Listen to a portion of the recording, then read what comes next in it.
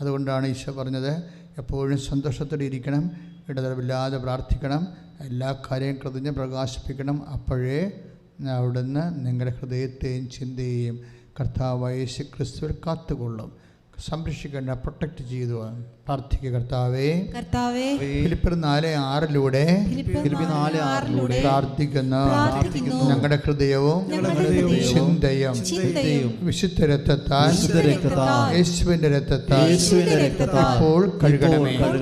ഞങ്ങളുടെ ചിന്തയും ഹൃദയവും ഈ ധ്യാനം ഉൾക്കൊള്ളുന്നതിന് അത് പ്രകാരം സാക്ഷിയായി ജീവിക്കുന്നതിന് ഞങ്ങളെ അഭിഷേകം ശ്രദ്ധിക്കട്ടെ.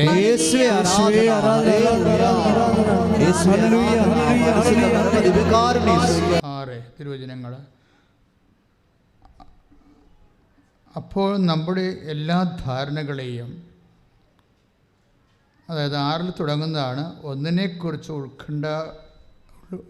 ഉത്കണ്ഠരാകേണ്ട, പ്രാർത്ഥനയിലൂടെയും അപേക്ഷയിലൂടെയും കൃതജ്ഞതാസ്വസ്ഥങ്ങളുടെയും നിങ്ങളുടെ യാചനകൾ ദൈവത്തിരുസന്നിധിയെ സമർപ്പിക്കുവാൻ. അതിനാണ് നമ്മളെ ആരാധന നടത്തുന്നത്. എന്തൊക്കെയാണ്? ഉത്കണ്ഠപ്പെടാതിരിക്കാൻ. അപ്പോൾ നമുക്ക് സാധാരണ വരുന്നത് പ്രാർത്ഥനയ്ക്ക് ഇപ്പോൾ കമ്പ്യൂട്ടറിന് വൈറസ് പോലെയാണ് പ്രാർത്ഥനയ്ക്ക് ഉത്കണ്ഠ. ആൾക്കാർ പ്രാർത്ഥിക്കും, പക്ഷെ അതിൻ്റെ കൂടെ ഉത്കണ്ഠപ്പെടുകയും ചെയ്യും. എപ്പോഴാണ് നിങ്ങളുടെ പ്രാർത്ഥനയ്ക്ക് ഉത്കണ്ഠയുടെ കണ്ടൻറ്റ് കുറഞ്ഞിരിക്കുന്നത്, അപ്പോൾ ഈ വിശ്വാസം കൺവേർട്ടായിട്ട് തക്ക വിശ്വാസത്തിലേക്കും കൈമാറും. വിശ്വാസം പല വിശ്വാസമുണ്ടല്ല. നമുക്ക് വേണ്ടത് തക്ക വിശ്വാസമാണ്. തക്ക വിശ്വാസം എന്ന് പറഞ്ഞാൽ മതിയായ വിശ്വാസം. ബൈബിൾ അങ്ങനെ കുറേ വാക്കുകൾ ഉപയോഗിക്കുന്നുണ്ട്. ചേർന്ന ഇണ, തക്ക വിശ്വാസം. ദാറ്റ് മീൻസ് അതിൻ്റെ കറസ്പോണ്ടിങ് ആയിട്ടുള്ള അതിൻ്റെ തനത് വിശ്വാസമാണ്. നമുക്കിപ്പോൾ വിശ്വാസമുണ്ട്, ഇല്ലേ? ഉണ്ട്. പക്ഷേ പ്രാർത്ഥിക്കുമ്പോൾ ഉത്കണ്ഠയും വരുന്നുണ്ട്. നമ്മൾ അല്ലേ ഓരോ കാര്യങ്ങൾ പരീക്ഷയ്ക്ക് വേണ്ടി പ്രാർത്ഥിക്കുന്നു, എന്നാലും നമ്മുടെ ഇടക്കോർക്കും ജയിക്കുക, കരകയറി പോരുക. പ്രാർത്ഥന ഓരോ സമയം അതിൻ്റെ ഉള്ളിൽ തന്നെ ഡൈല്യൂട്ടായി പോകും. എന്താണ്? ഉത്കണ്ഠകൾ കയറിയിട്ട്. അതുകൊണ്ടാണ് ഫിലിപ്പിയർ 4:6 പറയണത്. എന്താ പറയണത്? ഒന്നിനെക്കുറിച്ചും ആകുലരാകേണ്ട, പ്രാർത്ഥനയിലൂടെയും അപേക്ഷകളിലൂടെയും കൃതജ്ഞതാസ്തോത്രങ്ങളുടെയും നിങ്ങളുടെ യാചനകൾ ദൈവസന്നിധിയിൽ അർപ്പിക്കുവിൻ. അപ്പോൾ വെറുതെ അർപ്പിക്കാൻ പറ്റത്തില്ല. എന്ത് ചെയ്യണം? ഈ ഉത്കണ്ഠ മാറ്റിയിട്ട് അർപ്പിക്കണം. ഈ ഉത്കണ്ഠ മാറ്റിയിട്ട് അർപ്പിക്കണമെങ്കിൽ എന്ത് ചെയ്യണം? ഇതിനാണ് തക്ക വിശ്വാസം എന്ന് പറയുന്നത്. 14:9 പൗലോസ് പ്രസംഗിക്കുന്ന അവർ കേട്ടു. പൗലോസിന്റെ പ്രസംഗം കേട്ടു. പൗലോസ് അവനെ സൂക്ഷിച്ചു നോക്കി. ഒരു ജന്മന മുടന്തൻ്റെ സ്റ്റോറിയാണ് ഇത്. ജന്മന ആ മനുഷ്യന് മുടന്താണ്. പക്ഷെ ഓർക്കണം, ജന്മന അന്ധനുണ്ട്, ജന്മന മുടന്തനുണ്ട്, ജന്മന പാവപ്പെട്ടവനുണ്ട്, ജന്മന രോഗിയുണ്ട്, എവർ സോബിന് ഈ ജന്മന ഉള്ള ആൾക്കാരുണ്ട്. പക്ഷേ നമ്മൾ ജനിച്ചത് ഈ ഒരു സിറ്റുവേഷനിലാണ്. ആ സിറ്റുവേഷൻ ഇങ്ങനെ തുടരുകയാണ്. അതാണ് ജന്മന എന്ന് പറയുന്നത്. അതാണ് 14:9 എന്താ പറയണത്? നമുക്ക് ജന്മന എന്ത് വിഷയമുണ്ടെങ്കിലും ചിലപ്പോൾ ജന്മന ബുദ്ധി കുറവുള്ള ആൾക്കാരുണ്ടാവും. ഇപ്പോൾ എനിക്കൊക്കെ ശരിക്കും ബുദ്ധി ഐക്യ കുറഞ്ഞ ഒരാളാണ്. കാരണം എൻ്റെ മാർക്ക് നോക്കുമ്പോൾ ഞാൻ രക്ഷപ്പെട്ടത് കഠിനാധ്വാനം ചെയ്ത ഈ ഡോക്ടറേറ്റ് വാങ്ങിച്ചതും അതുപോലെ തന്നെ സെൻട്രൽ ഗവൺമെൻറ് എനിക്ക് സീനിയർ ഫെലോഷിപ്പ് തന്നതും എൻസൈക്ലോപ്പീഡിയ എഴുതിയതും ഡയറക്ടറി എഴുതിയതും ഡിക്ഷണറി എഴുതിയതും കേരള സാഹിത്യ അക്കാദമി അവാർഡ് തന്നതൊക്കെ എൻ്റെ ബുദ്ധി കൊണ്ടല്ല. പിന്നെ എന്താണ്? കർത്താവ് തന്ന മിനിമം കൊണ്ട് ഞാൻ ശരിക്കും രാത്രി 1 മണി 3 മണി വരെയൊക്കെ വർഷങ്ങൾ 4 നൂറ്റാണ്ടെങ്കിലും വർക്ക് ചെയ്തിട്ടുണ്ട്. അപ്പോൾ എപ്പോഴും നമ്മൾ കഠിനാധ്വാനം ദൈവം ഒരു അനുഗ്രഹമാണ്. കഠിനാധ്വാനം എന്ന് പറഞ്ഞാൽ എന്താണ്? അത് അനുഗ്രഹമാണ്. ആദ്യം കൊടുത്ത അനുഗ്രഹത്തിൽ ജനറ്റിക്കൽ ബ്ലെസ്സിങ്സിലുള്ളതാണ്. നെറ്റിയിലെ വേർപ്പ് കൊണ്ട് അത് ചില ആൾക്കാർ ശാപമായിട്ടാണ് അത് കൺവേർട്ട് ചെയ്തിരിക്കണോ. കഠിനാധ്വാനം എന്ന് പറഞ്ഞത് നമുക്ക് ഈശോ പറഞ്ഞില്ലേ, ഒരുത്തന് ഞാൻ 1 താലന്ത് കൊടുത്ത്, ഒരുത്തന് 2 കൊടുത്തു, ഒരുത്തന് 5 കൊടുത്തു. 5 കൊടുത്തതിനോട് ചോദിച്ചു, നീ എന്ത് ചെയ്തു? അപ്പോൾ പറഞ്ഞ്, ഞാനത് 5 കൂടി നേടിയിട്ടുണ്ട്, കൊള്ളാം, ഉത്തമനും വിശ്വസ്തനുമായ ദാസ, നിനക്ക് 5 നഗരങ്ങളുടെ മേൽ ഞാൻ നിന്നെ അധികാരിയാക്കും എന്ന് വെച്ച് കഴിഞ്ഞാൽ എന്താണ്? അവൻ കഠിനാധ്വാനം ചെയ്ത് ആ 1 താലന്ത് കൊടുത്ത കക്ഷി ഒന്നും ചെയ്തില്ല. അയാൾ എന്നാ ചെയ്തു? അയാൾ അതുകൊണ്ട് കുഴിച്ചിട്ടു. അപ്പോൾ കഠിനാധ്വാനം എന്ന് പറയണത് അത് ഒരു ബ്ലെസ്സിങ്സാണ്. ദൈവം തന്ന അനുഗ്രഹത്തെ ഇരട്ടിപ്പിക്കാനുള്ള. പ്രാർത്ഥിച്ച്, കർത്താവേ നീ തന്ന താലന്തുകളെ, ബുദ്ധിയെ, ഓർമ്മശക്തിയെ കഠിനാധ്വാനം കൊണ്ട് ഇരട്ടിപ്പിക്കുവാൻ എന്റെ ഹൃദയത്തെയും ഫിലിപ്പിയർ 4:7 പറയുന്ന ഹൃദയത്തെയും ചിന്തയെയും കഠിനാധ്വാനത്തിനായി ഇച്ഛാശക്തി നൽകാൻ ശരീരത്തെ പ്രാപ്തമാക്കാൻ ഉണർവുണ്ടാകാൻ ആത്മാവിനാൽ അഭിഷേകം ചെയ്യണം. ചിന്നല് അസ്ഥിക്കുഴകൾക്ക് ചിന്നല് അസ്ഥി മടക്കുമ്പോൾ മുട്ടിന് മടക്കുമ്പോൾ കൈ മടക്കുമ്പോൾ എവിടെയെല്ലാം ജോയിൻസ് ഉണ്ടോ അവിടെയെല്ലാം വേദനയുള്ളവർ കൈവച്ച് പ്രാർത്ഥിക്കാൻ ഈശോ ആവശ്യപ്പെടുന്നുണ്ട്. എവിടെയെല്ലാം ജോയിൻസ് ഉണ്ടോ അവിടെയെല്ലാം വേദനയുള്ളവർ മാത്രം ആ ഭാഗങ്ങളിൽ കൈവച്ചുകൊണ്ട് പ്രാർത്ഥിക്കാം ഈശോ ആവശ്യപ്പെടുന്നു. നമ്മുടെ സമൂഹം അവർക്ക് വേണ്ടി സ്തുതിച്ച് പ്രാർത്ഥിക്കുന്നു. സ്തുതിക്കട്ടെ, സ്തുതിക്കട്ടെ, സ്തുതിക്കട്ടെ. ഹല്ലേലൂയ. കർത്താവേ, ഇപ്പോഴും വേദന അനുഭവിക്കുന്നവരെ, ഓൺലൈനിൽ പ്രാർത്ഥിക്കുന്നവരെ, തീർത്ഥാടന സഭയിൽ ഇരുന്നു കൊണ്ട് പ്രാർത്ഥിക്കുന്നവരെ, അനേകം മക്കൾ കർത്താവേ ഓൺലൈനിൽ പ്രാർത്ഥിക്കുന്നുണ്ട്. അവരെയും ഞങ്ങൾ ഓർക്കുന്നു, അവരെ ഈ ആരാധനയോട് ചേർക്കുന്നു. കർത്താവേ, അവിടെയെല്ലാം കർത്താവേ അസ്ഥിക്കുഴകൾ വേദന ഉള്ളവരെ, അസ്ഥി ദ്രവിക്കുന്നവരെ, അസ്ഥി ഉരുക്കമുള്ളവരെ, കർത്താവെ നടക്കാൻ പാടില്ലാത്തവരെ, കിടപ്പ് രോഗികളെ, കൈ സ്വാധീനമില്ലാത്തവരെ, വാത രോഗികളെ യേശുവിന്റെ നാമത്തിൽ സൗഖ്യമാകട്ടെ എന്ന് മാതാവിന്റെ മധ്യസ്ഥത കൽപ്പിക്കുന്ന അമ്മ മാതാവിന്റെ മധ്യസ്ഥത കൽപ്പിക്കുന്ന ശ്രദ്ധിക്കട്ടെ.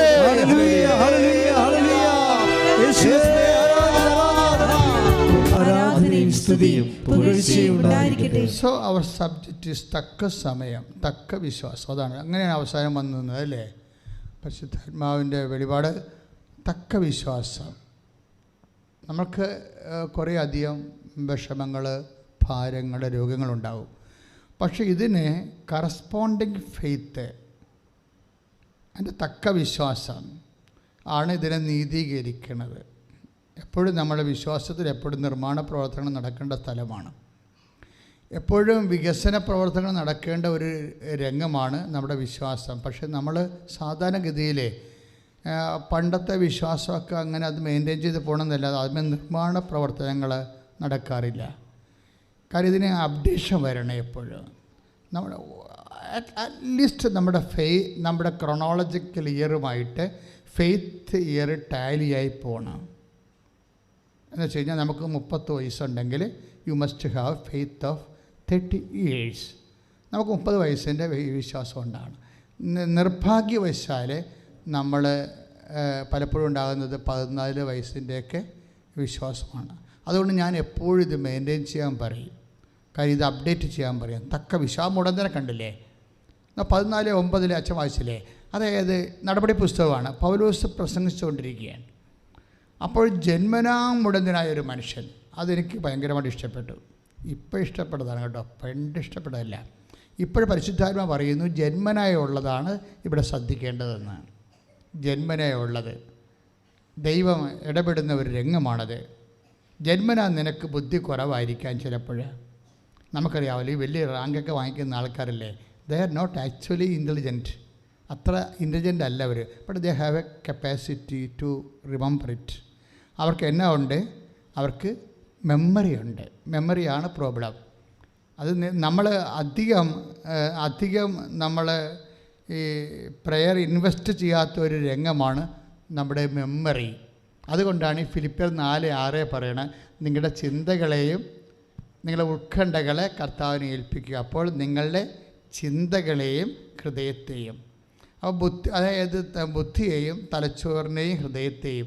അപ്പോൾ തലച്ചോറിൽ വരുന്നത് ബുദ്ധി മാത്രമല്ല, മെമ്മറി കൂടിയുണ്ട്. നിങ്ങൾ തലച്ചോറിലൊന്ന് കൈവച്ച്, ഇങ്ങനെ തലയിലൊന്ന് കൈവച്ച് മെമ്മറിക്ക് വേണ്ടി പ്രാർത്ഥിച്ച്, കർത്താവായ ദൈവമേ, ഞങ്ങളുടെ ബുദ്ധിയിലെ ഓർമ്മശക്തിയെ അങ്ങ് ഉദ്ദീപിക്കണമേ. ഓർമ്മശക്തിയെ അങ്ങ് ഉദ്ദീപിക്കണമേ. ബുദ്ധിയെ അങ്ങ് തെളിക്കണമേ. ഇനി ഹൃദയത്തെ കൈവച്ച് കർത്താവേ, ഞങ്ങളുടെ ഹൃദയത്തെ അങ്ങ് സംരക്ഷിക്കണമേ. ഞങ്ങളുടെ തിരുമുറിവാർന്ന വലത്ത് കരത്താൽ അങ്ങ് ഹൃദയത്തെ അങ്ങ് പൊതിയണമേ. യേശുവിന്റെ നാമത്തിൽ ഹൃദയം ശക്തി പ്രാപിക്കട്ടെ. ഹൃദയാഘാതമുള്ളവരെ, ഉത്കണ്ഠയുള്ളവരെ, ഹൃദയത്തിന് ഭാരമുള്ളവരെ, ഹൃദയത്തിന് ഭാരങ്ങൾ താങ്ങാൻ പറ്റാത്തവരെ യേശുവിന്റെ നാമത്തിൽ ശക്തി ധരിക്കട്ടെ. യേശുവിന്റെ നാമത്തിൽ ശക്തി ധരിക്കട്ടെ. ശ്രദ്ധിക്കട്ടെ, യേശുവേ ആരാധന. അല്ലെങ്കിൽ വീടില്ലേ, അല്ലെങ്കിൽ വീട്ടിലോട്ട് വഴിയില്ലേ, ഇതിനേക്കാൾ നമ്മൾ ശ്രദ്ധിക്കേണ്ടത് എന്താണ്? ഇതൊക്കെ നേടാൻ പറ്റിയ തക്ക വിശ്വാസമുണ്ടോ എന്നാണ്. അപ്പോൾ നമ്മൾ വർക്ക് ചെയ്യേണ്ടത് എവിടെയാണ്? വീടില്ലേ വഴിയില്ലേ എന്ന് പറഞ്ഞ് കരഞ്ഞുകൂവി നടക്കാതെ മര്യാദയ്ക്ക് തക്ക വിശ്വാസം അപ്ഡേറ്റ് ചെയ്യാൻ പ്രാർത്ഥിക്കണം. അതാണ് എൻ്റെ മെയിൻ സംഭവം. അതാണ് നടപടി പുസ്തകത്തിൻ്റെ 14:9. എന്താണ്? സുഖം പ്രാപിക്കാൻ തക്ക വിശ്വാസം. വിശ്വാസമല്ല, വിശ്വാസത്തെ ദൈവം പലതായിട്ട് തിരിക്കുന്നുണ്ട്. അല്പവിശ്വാസി, സംശയിച്ചത് എന്തിന് എന്ന് ഈശോ ചോദിക്കണില്ലേ? അല്പവിശ്വാസം. കടലിന് മീതെ നടന്നു വരുന്നില്ലേ പത്രോസ്? അപ്പോൾ അവൻ മുങ്ങിപ്പോണില്ലേ? അപ്പോൾ എന്ത് ഈശോ ചോദിക്കണത്? കടലിന് മീതെ നടക്കാനുള്ള തക്ക വിശ്വാസം ആ മനുഷ്യന് ഇല്ല. അതാണ് പ്രശ്നം. അതുകൊണ്ട് ഈശോ എന്നാ ചോദിക്കണമെന്നറിയാമോ? നിങ്ങൾ ഒരു ഗോപുരം പണിയാൻ നേരത്തെ അതിൻ്റെ വാനം വെട്ടിക്കഴിഞ്ഞിട്ട് അത് പണി ആരംഭിച്ചിട്ട് ഇട്ട് കളയരുത് ഇടയ്ക്ക് വെച്ച്. എന്താണ് ഇത്? ഗോപുരം പണിയാൻ അല്ലെങ്കിൽ വീട് പണിയാനുള്ള തക്ക പണം നിങ്ങളുടെ കയ്യിലുണ്ടോ എന്ന് നിങ്ങൾ അതിൻ്റെ സം ടോട്ടൽ അതിൻ്റെ പ്ലാനും പിന്നെ എസ്റ്റിമേറ്റും എടുക്കണം. ഈശോ എന്നാ പറഞ്ഞത്? അത് ലുക്കാസ് സുവിശേഷം 14:27, 27, 28, 29 വരെ അതാണ് വചനം പോണത്. എന്ന് വെച്ച് കഴിഞ്ഞാൽ ഇതിന് നമ്മളൊരു ഇപ്പം നിങ്ങൾ IELTS പാസ്സാകുന്നു, നിങ്ങൾക്ക് മൊഡ്യൂൾസിൽ എല്ലാം ഫ്ലോപ്പാകും. ചിലർ വന്നിട്ടുണ്ട് പറയാം അച്ഛാ 4 പോയച്ചാന്ന് പറയും. അപ്പോൾ ഇപ്പോൾ 8 IELTS ഒക്കെ തോറ്റിട്ട് പ്രാർത്ഥിക്കാൻ വരുന്നില്ലേ? ഇവിടെ വരുമ്പോൾ ഞാൻ ചോദിക്കും എത്രണ്ണം കിട്ടി? അപ്പോൾ അച്ഛാ 4 പോയെന്ന് പറയും. ഞാൻ പിന്നെ കുഴപ്പമില്ല, 4 പോയത് നമ്മൾ രക്ഷപ്പെട്ടു. എന്താ 4 പോയ രക്ഷപ്പെടണം? കാര്യം എന്ന് വെച്ച് കഴിഞ്ഞാൽ പിന്നെ നമുക്ക് നമ്മളുടെ ശക്തിയിൽ ആശ്രയിക്കേണ്ട പ്രശ്നം ഇല്ലല്ലോ അവിടെ. പിന്നെ ഉടമ്പടിയുടെ ടൈമല്ലേ? 4 മൊഡ്യൂൾസ് നിങ്ങൾക്ക് പോയെന്ന് വെച്ചാൽ പിന്നെ നിങ്ങളുടെ കപ്പാസിറ്റി പോയി, മെറിറ്റ് പോയി. ഉടമ്പടി വർക്ക് ചെയ്യണത് എങ്ങനെ? Not by merit but by grace. Philip 2:8 അനുസരിച്ച് ഇത് വർക്ക് ചെയ്യണത്. Not by merit. നമ്മുടെ മെറിറ്റിൻ്റെ നമ്മുടെ ബുദ്ധി, നമ്മുടെ ഓർമ്മശക്തി, നമ്മുടെ ഫിലോളജി അല്ലെങ്കിൽ നമ്മുടെ ഫോറൻസിക്സ് അങ്ങനെയുള്ള കാര്യങ്ങൾക്കൊന്നും നിനക്ക് കോൺഫിഡൻസ് ഇല്ലെങ്കിൽ, when you lost confidence you just accept your faith. നിങ്ങൾക്ക് എപ്പോഴാണ് ആത്മവിശ്വാസം നഷ്ടപ്പെടുന്നതാണ് ഏറ്റവും ദൈവാനുഭവത്തിൻ്റെ അടിസ്ഥാനം എന്ന് പറയുന്നത്. എന്താ കാര്യം? നമ്മൾ പ്രൊക്ലെയിം ചെയ്യാണ്, സെൽഫായിട്ട് 2 കൈ ഉയർത്തി പറയണം, കർത്താവേ എനിക്ക് കപ്പാസിറ്റി ഇല്ല, പക്ഷെ അത് തുറന്ന് പറയണം. കഴിഞ്ഞ ദിവസം ഞാൻ പറഞ്ഞ കാര്യമില്ലേ, അതായത് മൈക്കൽ ജോണിൻ്റെ സാക്ഷ്യം എന്താ? അയാളെന്താ പറയണം? അമ്മ മാതാവേ എനിക്ക് അമ്മയല്ലാതെ ആരുമില്ല. എന്താ കാര്യം? എനിക്ക് പമ്പിങ് ഇല്ല. ഹാർട്ടിന് പമ്പിങ് ഇല്ലെങ്കിൽ പമ്പിങ് കൂട്ടാൻ പറ്റത്തില്ല. മെഡിക്കൽ സ്റ്റുഡൻസും ഡോക്ടേഴ്സും ചിലപ്പോൾ ഇതിനകത്ത് കാണും. നിങ്ങൾക്കറിയാമല്ലോ കാര്യങ്ങൾ. എന്ന് വെച്ചാൽ സംഭവിച്ചു കഴിഞ്ഞാൽ പമ്പിങ് മാത്രമല്ല, സിഗ്നൽ സിസ്റ്റം മൊത്തം അപ്സെറ്റാണ്. അതുകൊണ്ട് ഇനി വേറെ ഒരു സ്പെയർ ആയിട്ടുള്ള ഹാർട്ടിന് മാത്രമേ അവിടെ സ്പേസ് ഉള്ളൂ. അതുകൊണ്ട് എന്നാ ചെയ്യണം? 2 ഓപ്ഷനുണ്ട്. എന്ത് ചെയ്യണം? ഒന്നെങ്കിൽ സ്പേസ് മേക്കർ വെക്കണം, അല്ലെങ്കിൽ ഹാർട്ട് മാറ്റി വെക്കണമെങ്കിൽ ലക്ഷങ്ങളാവും. സ്പേസ് മേക്കറിനാണെങ്കിൽ 8 ലക്ഷമേ ആകത്തുള്ളൂ. ഇപ്പോൾ നിങ്ങൾ പൈസ സംഘടിപ്പിച്ചിട്ട് വരാൻ പറഞ്ഞു. അയാൾ പൈസയൊക്കെ സംഘടിപ്പിച്ചിട്ട് ഉടമ്പടി ചെയ്ത് വെച്ചും പോയി പൈസ സംഘടിപ്പിച്ചിട്ട് പക്ഷേ ഇയാൾ അതല്ല പ്രശ്നം. എനിക്ക് ഈ മൈക്കൽ ജോണിൻ്റെ സാക്ഷ്യം കേട്ടപ്പോൾ എനിക്ക് തോന്നിയത്, ഹീസ് ഫോളോയിങ് മീ. മറിയത്തിൻ്റെ കൂടെയാണ് ഇയാൾ. അങ്ങനെ പറയണ കാര്യങ്ങളൊക്കെ ഒരു പ്രെയർ ടൈം എന്ന് പറഞ്ഞാൽ ഞങ്ങൾക്കില്ല. എല്ലാ ടൈമും അമ്മയോട് ഇൻട്രാക്ട് ചെയ്യാൻ പറ്റിയ ടൈമാണ്. പക്ഷേ ഇൻട്രാക്ഷനൊക്കെ പറഞ്ഞാലേ നമ്മളിങ്ങനെ ഒരുതരം പെബിളായിട്ടുള്ള ഒരു റെഡിമെയ്ഡായിട്ടുള്ള ഇൻട്രാക്ഷൻസ് അല്ല. റോ ആയിട്ടുള്ളതാണ്. അയാൾ പറയണത്, അമ്മ ഈ വിഷയം ഏറ്റെടുക്കണം, ഏറ്റെടുത്തതിൽ പിന്നെ എനിക്ക് ആരുമില്ല, പിന്നെ എൻ്റെ കാര്യം ഒന്നും പറയാൻ പറ്റത്തില്ല, ഞാൻ അമ്മയല്ലാതെ ആരെ ആശ്രയിക്കാനാണ്. This is the role. എനിക്ക് അയാളുടെ പ്രെയർ ഭയങ്കര, കഴിഞ്ഞ പ്രാർത്ഥന ഞാനത് പറഞ്ഞിട്ടുണ്ട്, ഇപ്പം ഓർത്തില്ല, പറയണമെന്ന് വിചാരിച്ചില്ല, പക്ഷേ ഈ തക്ക വിശ്വാസം എന്ന് പറഞ്ഞപ്പോഴേ അങ്ങോട്ട് വന്നതാണ് ഞാൻ. തക്ക വിശ്വാസം ഒരു പ്രശ്നമാണ്. തക്ക വിശ്വാസത്തിൽ നിന്നാണ് ഈ പ്രെയർ, തക്ക പ്രാർത്ഥന ഉണ്ടാകുന്നത്. നമ്മുടെ പ്രാർത്ഥന ഒരുതരം അഴകുഴമ്പനാണെങ്കിൽ അതിൻ്റെ അർത്ഥം എന്താണ്? വിശ്വാസവും അതാണ്ട് അതിൻ്റെ ഒരു നെറ്റിപ്പടിയുള്ള വിശ്വാസമാണ്. അപ്പം നമ്മൾ ചെയ്യേണ്ടതെന്ന് വെച്ച് കഴിഞ്ഞാൽ, ഈ പ്രാർത്ഥന, ഈ മനുഷ്യൻ്റെ പ്രാർത്ഥന കണ്ടല്ലേ, ഈ മനുഷ്യൻ പ്രെയർ ചെയ്ത് എന്നിട്ട് ഈ മനുഷ്യൻ എന്താ ചെയ്യണതിൽ, നാളെയാണ് സ്പേസ് മേക്കർ വെക്കേണ്ടത്. ഈ മാസം നടന്ന അത്ഭുതമാണത്, ഈ മാസത്തതാണത്. എന്നിട്ട് മെയ് 5-ാം തീയതി സ്പേസ് മേക്കർ മാറ്റി വെക്കണം. മെയ് 4-ാം തീയതി ഈ മനുഷ്യൻ രാത്രി ഡോക്ടറെ അടുത്ത് പോയി കാണാൻ പോവുകയാണ്. ഏത് ഡോക്ടറിൻ്റെ അടുത്ത്? പുള്ളിയുടെ ലോക്കൽ ഡോക്ടർ. ഇതിൻ്റെ അകത്ത് കുറച്ച് ടെസ്റ്റ്, കുറച്ച് റിസൾട്ട് അവിടെ നിന്ന് എടുക്കേണ്ട കാര്യങ്ങളുണ്ട്. അത് പൾസ്, അതുപോലെ തന്നെയുള്ള കുറച്ച് പ്രഷർ, ഇങ്ങനെയുള്ള റിപ്പോർട്ടിങ് എടുക്കണം. ബ്ലഡൊക്കെ ചെക്ക് ചെയ്യണം. അതിനൊക്കെ വേണ്ടി പോയി എടുക്കുമ്പോൾ നാളെയാണ് ഈ സ്പേസ് മേക്കർ വെക്കണത്. പതുക്കുമ്പോഴുള്ള ചെറിയ നടപടിക്രമങ്ങളിലേക്ക് പോകണമെങ്കിൽ പുള്ളി സ്വിച്ച് ഓഫ് ചെയ്യും. അത് നല്ല സാക്ഷ്യമാണ്. സ്വിച്ച് ഓഫ് ചെയ്തിട്ട് മൊബൈൽ സ്വിച്ച് ഓഫ് ചെയ്ത് വെക്കും. എന്നിട്ട് ഡോക്ടറിനെ കയറി കാണുമ്പോൾ ഡോക്ടർ അവിടെ ഇല്ല, അയാൾ വന്നുകൊണ്ടിരിക്കുകയാണ്. വേറെ ഒരു ക്ലിനിക്കിൽ നിന്ന് പുള്ളിക്കാരൻ ഡ്രൈവ് ചെയ്ത് വന്നുകൊണ്ടിരിക്കുകയാണ്. അപ്പോൾ കുറച്ച് സമയമുണ്ട്. എന്നിട്ട് സ്വിച്ച് ഓഫ് ചെയ്ത മൊബൈൽ ഓട്ടോമാറ്റിക്കായിട്ട് ഓണാകും, പോക്കറ്റിൽ കിടന്നു. ഉടനെ പുള്ളി നോക്കിയപ്പോൾ കൃപാസനത്തിൽ നിന്ന് വണക്കമാസത്തിൻ്റെ ലിങ്ക് വന്നിരിക്കുകയാണ്. ഉടനെ പുള്ളിക്കാരൻ അവിടെ ഇരുന്ന് ആ വണക്കമാസം മുഴുവൻ കൂടിക്കഴിഞ്ഞ് ഡോക്ടർ ടെസ്റ്റെല്ലാം എടുത്തിട്ട് നേരെ പിറ്റേ ദിവസം സ്പേസ് മേക്കർ വെക്കാൻ പോവുകയാണ്. അവിടെ ചെന്ന് രണ്ടാമത് സ്പേസ് മേക്കറിൻ്റെ ആക്ച്വൽ ടെസ്റ്റ് എടുത്തപ്പോൾ ഡോക്ടർ പറയും, പുള്ളി നോക്കിയിട്ട് പറയും, ഇതല്ല, ഇത് വേറെയാണ്, ഇത് ആൾ തെറ്റിപ്പോയി, വേറെ എടുത്തുകൊണ്ട് വരാൻ പറയും. വേറെ എടുത്തുകൊണ്ട് വരാൻ പറയുമ്പോൾ നേഴ്സ് വീണ്ടും ടെസ്റ്റ് ചെയ്ത് പറയും, അത് തന്നെ കൊണ്ടുവരാൻ പറയും. നോക്കുമ്പോൾ എന്താ പ്രശ്നം വെച്ച് കഴിഞ്ഞാൽ ഡോക്ടറിന് വിശ്വസിക്കാൻ പറ്റുന്നില്ല. എന്താ കാര്യം? ഇതല്ലെന്ന് അദ്ദേഹം പറയണത്, ഇത് ഇയാളുടേതല്ല, വേറെ ആരോടും ആണെന്നാണ് പറയണത്. പക്ഷേ അയാളുടെ തന്നെ. എന്താ കാര്യം എന്നറിയാമോ? 6 കൊല്ലമായിട്ട് പമ്പിങ് 40 കൗണ്ടാണ്. 6 കൊല്ലമായിട്ട് ഒറ്റ ഉടമ്പടിയിൽ കൗണ്ടിങ് 196 മാറി. ഇത്രയും വിഷയമാണ്. അതല്ല, 60 മാറി. 60 55 കഴിഞ്ഞാൽ പിന്നെ ഹാർട്ട് വർക്ക് ചെയ്തോളൂ, ഒരു കുഴപ്പമില്ല. അപ്പോൾ നോർമൽ എബോവായി എന്ന് വെച്ചാൽ ഇതെല്ലാം നടക്കുന്നത് സിംഗിൾ വിഷയമാണ്. പക്ഷേ എന്തുകൊണ്ടാണ് ഈ മിറക്കിലൂടെ നടക്കുന്നത്? ഉടമ്പടിയിൽ വെക്കണ മിറക്കിൾ എന്ന് പറയാൻ നമ്മൾ സാധാരണ സിംഗിൾ എഡ്ജ് പ്രെയറിന് വെക്കണമായിരുന്നു. ഇപ്പോൾ നൊവേന സിംഗിൾ എഡ്ജ് പ്രെയറാണ്. സിംഗിൾ എഡ്ജ് പ്രെയറിനെ സംബന്ധിച്ചിടത്തോളം ഉണ്ടാകുന്ന പ്രശ്നം എന്ന് വെച്ച് കഴിഞ്ഞാൽ, ഇപ്പോൾ എന്ത് പ്രെയർ ആയാലും, ഇപ്പോൾ ജപമാലയായാലും സിംഗിൾ എഡ്ജിലാണ്. കാര്യം വെച്ച് കഴിഞ്ഞാൽ നമ്മളവിടെ വെക്കുന്നത് ഒരു കക്ഷി നമ്മളാണ്, ദാറ്റ്സ് ഓക്കെ. പക്ഷേ മറ്റേ കക്ഷി ദൈവമാണെന്ന് നമ്മൾ ആഗ്രഹിക്കുന്നു, പ്രാർത്ഥിക്കുന്നു, പ്രതീക്ഷിക്കുന്നു. പക്ഷേ ദൈവമായിരിക്കാൻ വേണ്ടി നമ്മൾ അവിടെ ഒന്നും ചെയ്തിട്ടില്ല. ഉടമ്പടി അങ്ങനെയല്ല. ദൈവം ഇതിൻ്റെ ഒരു കക്ഷിയാണ്. അതാണ് ഡബിൾ എഡ്ജ് എന്ന് പറയുന്നത്. ഉടമ്പടിയുടെ എഫിക്കസി അതാണ്. ഉടമ്പടി എഫിക്കസി ആകാൻ കാര്യം, പ്രാർത്ഥിക്കുന്ന വിഷയം നിങ്ങളൊരു എഡ്ജാണ്, അതിന് സെക്കൻഡ് എഡ്ജ് എന്ന് പറയുന്നത് ദൈവമാണ്. ഇനി വിഷയം എന്താണ്? കഴിഞ്ഞ ആഴ്ചയിൽ എന്താ പറഞ്ഞത്? 2 തിമോത്തി 2:13 എന്താണ്? ഇതിൻ്റെ അകത്ത് ഒരു എഡ്ജ് കയ്യിൽ നിന്ന് വിട്ടുപോയെന്ന് വിചാരിച്ചു. നമ്മൾക്കാണല്ല പ്രശ്നം വരുന്നത്, ഫ്ലക്ച്വേഷൻ വരും. ഒരു ജപ്തി നടപടി വരുമ്പോൾ തന്നെ നമ്മൾ പ്രാർത്ഥനയും മറന്ന് പള്ളിയും മറന്നൊക്കെ പിന്നെ മാറിക്കിടന്ന് ഉറങ്ങും, അല്ലെങ്കിൽ 2 സ്മോളൊക്കെ അടിച്ച് നമ്മുടെ ഭാഗത്തു നിന്നാണ് പ്രശ്നങ്ങൾ വരണത്. ഇതുണ്ടാവും. അതുകൊണ്ട് ബൈബിൾ എന്താ പറയണത്?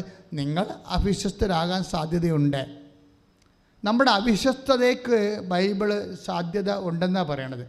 അതുകൊണ്ട് 2 തിമോത്തി 2:13 എന്താ പറയണത്? നാം അവിശ്വസ്തരായിരുന്നാലും, പറഞ്ഞോളൂ, നാം അവിശ്വസ്തരായിരുന്നാലും അവൻ വിശ്വസ്തനായിരിക്കും. കൈയിടിച്ച് കർത്താവിനെ സ്തുതിക്കട്ടെ.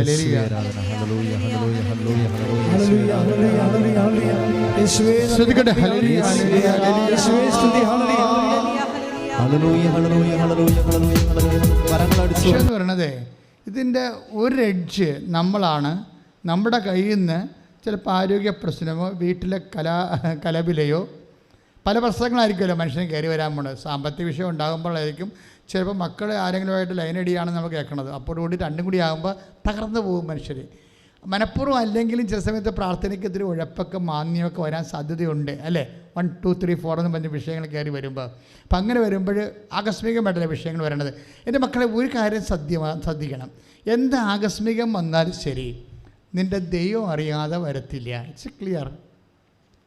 നിനക്കിന്ന സംഭവം നടക്കാൻ പോകുന്നു എന്നുള്ളത് നീ അറിയണതിന് മുമ്പ് തന്നെ ഈ വിഷയം ദൈവം അറിഞ്ഞ് കാണത്തില്ലേ? ഇല്ലേ?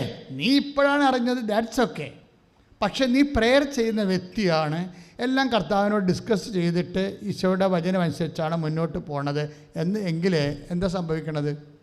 അതായത് അങ്ങനെ വരുമ്പോൾ ആകസ്മികമൊന്നും ഒന്നും നമ്മുടെ ജീവിതത്തിലില്ല. ഇപ്പോൾ കഴിഞ്ഞ ദിവസങ്ങളിൽ ഒരു സാക്ഷ്യം ഉണ്ടായി. അതെന്താ സംഭവിച്ചാൽ അവൾ പെങ്ങള ഉടമ്പടി എടുത്താണ്. അപ്പോൾ ആങ്ങള വണ്ടി ഇടിച്ച്. ആങ്ങളെ വണ്ടി ഇടിച്ചപ്പോൾ ഉടനെ കൂട്ടുകാരത്തി വണ്ടി ഇടിച്ച് കിടക്കുന്ന ആളെ കണ്ടപ്പോൾ ആൾക്കാർ എടുത്ത് പോലീസ് വണ്ടി വന്ന് കൊണ്ടുപോകണ കണ്ടു. ഇത് കണ്ടപ്പോൾ എൻ്റെ കൂട്ടുകാരത്തിൻ്റെ ആങ്ങളെപ്പോലെ ഇരിക്കണമല്ല എന്ന് വിചാരിച്ചുകൊണ്ട് ഇവൾ കൂട്ടുകാരത്തെ വിളിച്ച് പറഞ്ഞു, എടീ എന്തോ കുഴപ്പമുണ്ടോ, നിൻ്റെ ആങ്ങളെ വണ്ടി ഇടിച്ച് ഇപ്പോൾ ആംബുലൻസിൽ കൊണ്ടുപോകണം.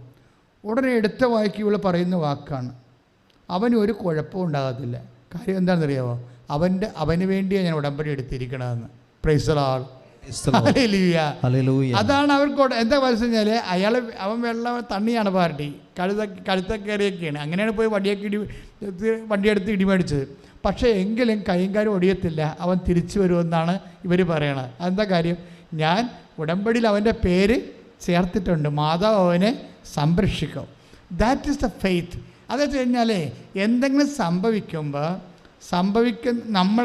നമുക്കൊരു ബോധം ഉണ്ടാകണം. നമ്മളിപ്പോഴാണിത് അറിഞ്ഞത്, ദൈവം ഇത് നേരത്തെ അറിഞ്ഞിട്ടുണ്ട്. ജപ്തി നടപടി വരുന്നില്ലേ, മനസ്സിലായില്ലേ? ജപ്തി നടപടി വന്നോ, അയ്യോ എന്ന് വിട്ടു വരുമ്പോൾ നമ്മളോർക്കും, അയ്യോ ഇപ്പോൾ വരുമെന്ന് ഒരിക്കലും പ്രതീക്ഷിച്ചില്ല എന്ന് പറഞ്ഞുകൊണ്ട് പക്ഷേ ദൈവം ഇത് കണ്ട് കാണത്തില്ലേ, പ്രതീക്ഷിച്ച് കാണത്തില്ലേ?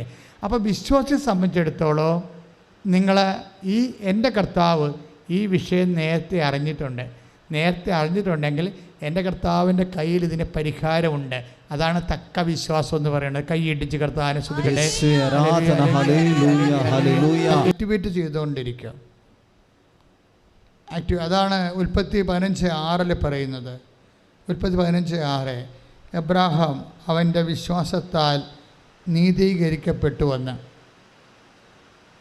ബൈബിള് ഉടമ്പടി ഒരു വ്യക്തിയുമായിട്ട് തുടങ്ങണമെങ്കിൽ ആദ്യം ആ വ്യക്തിക്ക് വേണ്ടത് വിശ്വാസമാണ്. എബ്രാഹുമായിട്ട് ദൈവം ഉടമ്പടി ചെയ്തായിരുന്നു.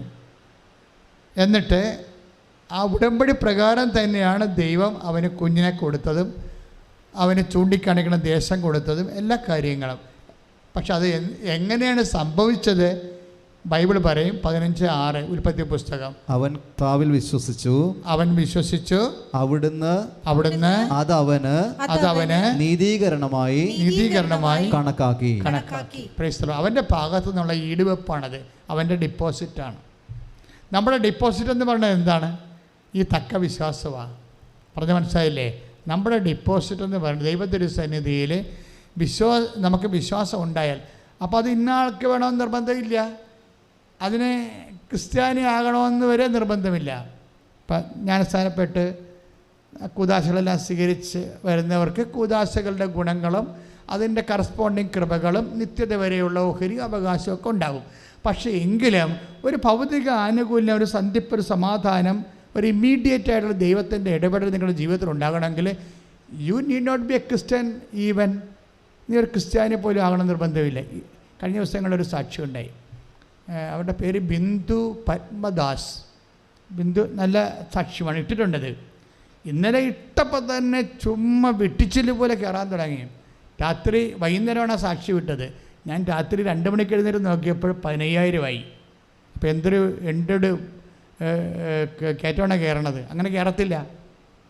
സാറിന് നമ്മൾ 5 മണിക്ക് ഇടുന്ന സാക്ഷ്യം, 6 മണിക്ക് ഇടുന്ന സാക്ഷ്യം ഞാൻ സാധാരണ 2 മണിക്ക് എഴുന്നേൽക്കും. എപ്പോഴും പ്രാർത്ഥിക്കുകയും ചെയ്യും, പിന്നെയും കിടക്കും. പിന്നെ 4 മണിക്ക് എഴുന്നേറ്റിട്ട് പിന്നെ നടക്കാൻ പോകും. അപ്പോൾ എന്താ പ്രശ്നം വെച്ച് കഴിഞ്ഞാൽ ഇത് ഈ സമയത്തെല്ലാം ഞാൻ ചെക്ക് ചെയ്യും. ആദ്യം വന്നിച്ച് മൊബൈലിൻ്റെ സ്റ്റാറ്റസ് നോക്കും. അപ്പോൾ ഇതെന്ന് പറയുന്നത് ഇങ്ങനെ ഈ വെടിക്കുറ്റി പോലെ ഇങ്ങനെ കയറുകയാണ്. 15, ഇപ്പോൾ വല്ല 20,000 അയക്കാണ്, 20,000 പേര് കാണുകയാണ് ഈ സംഭവം. അതും വിത്തിൻ നോ ടൈമാണ് ഈ സംഭവം കയറുന്നത്. എന്ന് വെച്ചാൽ അവിടെ പ്രസൻറ്റേഷൻ പക്ക പ്രസൻറ്റേഷനാണ്. വെച്ചാൽ ഈ ബിന്ദു കൊലതുകാരതിയാണ്. ബിന്ദു പത്മദാസിൻ്റെ സാക്ഷ്യം എന്ന് വെച്ച് കഴിഞ്ഞാൽ ഇവൾ ഉടമ്പടി ചെയ്യും. ഉടമ്പടി ചെയ്തിട്ട് എന്താ പ്രശ്നം വെച്ച് കഴിഞ്ഞാൽ പുള്ളിക്കാരത്തേക്ക് ഇരിക്കാനും പറ്റത്തില്ല, നിൽക്കാനും പറ്റത്തില്ല. അതാണ് അസുഖം, ഒരസുഖം. എന്താ വെച്ചാൽ മുട്ടിനെ കുത്താൻ പറ്റത്തില്ല. അതിന് പുള്ളിക്കാരത്ത് 5-6 കൊല്ലമായിട്ട് വ്യത്യസ്തങ്ങളായ ചികിത്സകൾ ചെയ്യുകയാണ്. അതിനുശേഷമാണ് പുള്ളിക്കാരത്ത് വന്ന് ഉടമ്പടി ചെയ്യണത്. ഉടമ്പടി ചെയ്യണ 2 കാര്യങ്ങളുണ്ട് പുള്ളിക്ക്. ഈ മുട്ടുവേദന അല്ല പ്രശ്നം. പുള്ളിയുടെ കൊച്ചച്ഛൻ ക്യാൻസറായിട്ട് കിടപ്പാണ്. പുള്ളി എറണാകുളത്ത് ബിന്ദു പത്മദാസ് കൊല്ലത്തുകാരാണ്. കൊച്ചച്ഛൻ എന്ന് പറയണത് അമ്മയുടെ അനിയത്തിൻ്റെ ഭർത്താവിനാണ് അവർ കൊച്ചച്ഛൻ എന്ന് വിളിക്കുന്നത്. അപ്പോൾ കൊച്ചച്ഛൻ വൈറ്റിലയിലാണ് താമസിക്കുന്നത്. പക്ഷെ അങ്ങനെയൊക്കെ ക്യാൻസറാണ്. ക്യാൻസർ തന്നെയല്ല 3 മാസമേ സർവൈവ് ചെയ്യത്തുള്ളെന്ന് പറഞ്ഞു. അതുകൊണ്ട് ഈ ബന്ധുക്കളൊക്കെ വന്ന് കണ്ടുകൊണ്ട് പോവുകയാണ്. പുള്ളിയെ. അപ്പോൾ ഇവൾക്ക് പോകേണ്ട സമയമായി. അപ്പോൾ ഇവൾ വിചാരിക്കണത് ഇവളൊരു ഓഫീസിൽ ജോലി ചെയ്യണ ആളാണ്. അപ്പോൾ അവൾ വിചാരിക്കണത് ഉടമ്പടി എടുത്തിട്ട് കൊച്ചച്ഛൻ്റെ അടുത്ത് പോകാം. അവരുടെ വിശ്വാസം നിങ്ങൾ നോക്കണേ. എന്താണ്, ഞാൻ കൊച്ചച്ഛനെ വെറുതെ പോയി കാണുമ്പോൾ മാനുഷികമായ കാഴ്ചയാണ്. ഉടമ്പടി എടുക്കുമ്പോൾ മാതാവ് അതിൻ്റെ അകത്ത് അഷ്വറൻസ് ഉള്ളതാണല്ലോ, അമ്മേൻ്റെ കൂടെ പോകാം. ഇതാരാ പറയണത്? കത്തോലിക്കനല്ല പറയണത്. ഇതാരാ പറയണത്? അക്രൈസ്തവ സഹോദരിയാണ് പറയണത്. അമ്മേൻ്റെ കൂടെ പോകാം, ഉടമ്പടി എടുത്തിട്ട് പോകാം. അതാണ് തക്ക വിശ്വാസം. നമ്മുടെ പോയിൻ്റ് എന്താണ്? നമ്മുടെ സബ്ജക്റ്റ് എന്താണ്? തക്ക വിശ്വാസം. 14:9 സുഖം പ്രാപിക്കാൻ തക്ക വിശ്വാസം ഉണ്ടെന്ന് കണ്ട് പൗലോസ് പറഞ്ഞു, എഴുന്നേറ്റ് മധ്യത്തിൽ നിൽക്കുക. അവൻ നിന്നു, അവൻ സൗഖ്യം പ്രാപിച്ചു. വിശ്വാസം ഉണ്ടെങ്കിൽ മതി. അതാണ് തക്ക വിശ്വാസം. അപ്പോൾ ഈ ബിന്ദു പത്മദാസിൻ്റെ സാക്ഷ്യം എന്ന് പറയണത്, അവളെ കൊച്ചച്ഛനെ കാണാൻ എല്ലാവരും പോയി. എല്ലാവരും ചോദിക്കുന്നതാണ്, നീ പോണില്ലേ? എല്ലാവരും കണ്ട് തീരാനായി. കൊച്ചച്ഛൻ നിന്നെ തിരക്കത്തില്ല. കാര്യം കൊച്ചച്ഛൻ എന്ന് പറയുമ്പോൾ അമ്മയുടെ അനിയത്തിയുടെ ഭർത്താവാണെങ്കിലും ഇവളെ മകളെപ്പോലെയും അനിയത്തിനെ പോലെയും കൊണ്ടുനടന്നതാണ്. അപ്പം അതുകൊണ്ട് ഇവളെ പ്രതീക്ഷിക്കും. ഇനി ആ മനുഷ്യനും എണ്ണിയ ദിവസങ്ങളേ ഉള്ളൂ. അപ്പോൾ ഇവളുടെ മനസ്സിൽ പറഞ്ഞത് അമ്മനെയും കൊണ്ട് പോകാം, അല്ല വെറുതെ കൈയും വീശി ആൾക്കാരെ പോലെ കണ്ടുപോകുന്നിട്ട് എന്ത് കാര്യമാണ്. അങ്ങനെ മുട്ടിൻ്റെ വേദനയും കൊച്ചച്ഛൻ്റെ ക്യാൻസറും എല്ലാം കൂടി ആണ് ഇവൾ വന്ന് ഉടമ്പടി വെക്കണത്. ഉടമ്പടി വെച്ചിട്ട് പോയിട്ട്, പക്ഷെ ഉടമ്പടി വെക്കുമ്പോൾ തന്നെയുണ്ടല്ലോ ഇവർക്ക് ഇവളുടെ ലെവൽ അങ്ങോട്ട് മാറും, ഫെയ്ത്ത് ലെവൽ മാറും. ഈ ഉടമ്പടിയുടെ കറസ്പോണ്ടിങ് ഫെയ്ത്ത് ലെവലുണ്ട്. നിങ്ങളിങ്ങനെ വായിട്ടെന്ന് നോക്കിയൊക്കെ വന്ന് ഉടമ്പടി വെച്ചിട്ടാണ് ഈ സംഭവം നടക്കുന്നത്. ഉടമ്പടിയിലേക്കാണ് വരുന്നത്. ഞാനൊരു കക്ഷി, ദൈവം ഒരു കക്ഷി, and mother is our irresistible intercessor. അമ്മ ഇവിടെ ആർക്കും പ്രതിരോധിക്കാൻ പറ്റാത്ത മധ്യസ്ഥ പ്രാർത്ഥനയാണ്. ലോകത്തിന് ഒന്നും ചെയ്യാൻ പറ്റത്തില്ല. ഈശോയ്ക്ക് പോലും അമ്മയുടെ മധ്യസ്ഥത്തിൽ അമ്മ പറയണ പോലെ ചെയ്യേണ്ടി വന്നു. എന്താ കാര്യം? It is her capacity. അവിടെ കപ്പാസിറ്റിയാണ്. എന്താണ് അവിടെ കപ്പാസിറ്റി എന്ന് പറയുന്നത്? ആ പുത്രനായ ദൈവത്തിൻ്റെ അമ്മയാണ്, പരിശുദ്ധാത്മാവിൻ്റെ പ്രിയ ബന്ധുവാണ്. ഇത്രയും കപ്പാസിറ്റി ഇല്ല. തൃത്വിക ദൈവത്തിന് ഇത്രയും കപ്പാസിറ്റി ഉള്ള ആരുണ്ട്? ആരുമില്ല. She alone. അമ്മ മാത്രമേ ഉള്ളൂ. അമ്മയുടെ കപ്പാസിറ്റി അതാണ്. അതുകൊണ്ടാണ് എൻ്റെ സമയം ഇനിയും സമാഗതമായിട്ടില്ലല്ലോ എന്ന് യേശു പറഞ്ഞെങ്കിലും അമ്മയ്ക്ക് പരിശുദ്ധാത്മാവിൻ്റെ പ്രിയ വധുവല്ലേ. അമ്മയുടെ ആത്മാവും ആ പരിശുദ്ധാത്മാവും തമ്മിലുള്ള സംയോജനത്തിലല്ല ദൈവിക രഹസ്യങ്ങൾ പറയണത്. അപ്പം ആ കർത്താവിനോട് സംയോജിക്കുന്നവൻ അവനോടുകൂടി ഏക ആത്മാവായി തീരുന്നു. 1 കൊറിന്ത്യൻസ് 6:17 ഏറ്റുപറഞ്ഞ കർത്താവുമായി സംയോജിക്കുന്നവൻ അവിടുത്തോട് കൂടെ ഏകാത്മാവായി തീരുന്നു. അതാണ് മറിയത്തിൻ്റെ കപ്പാസിറ്റി എന്ന് പറയുന്നത്. എന്താണ്? 1 കൊറിന്ത്യൻസ് 6:17 എന്താണത്? ഒന്ന് ഏറ്റുപറഞ്ഞ് കർത്താവുമായി സംയോജിക്കുന്നവൻ അവനോട് കൂടെ ഏകാത്മാവായി തീരുന്നു.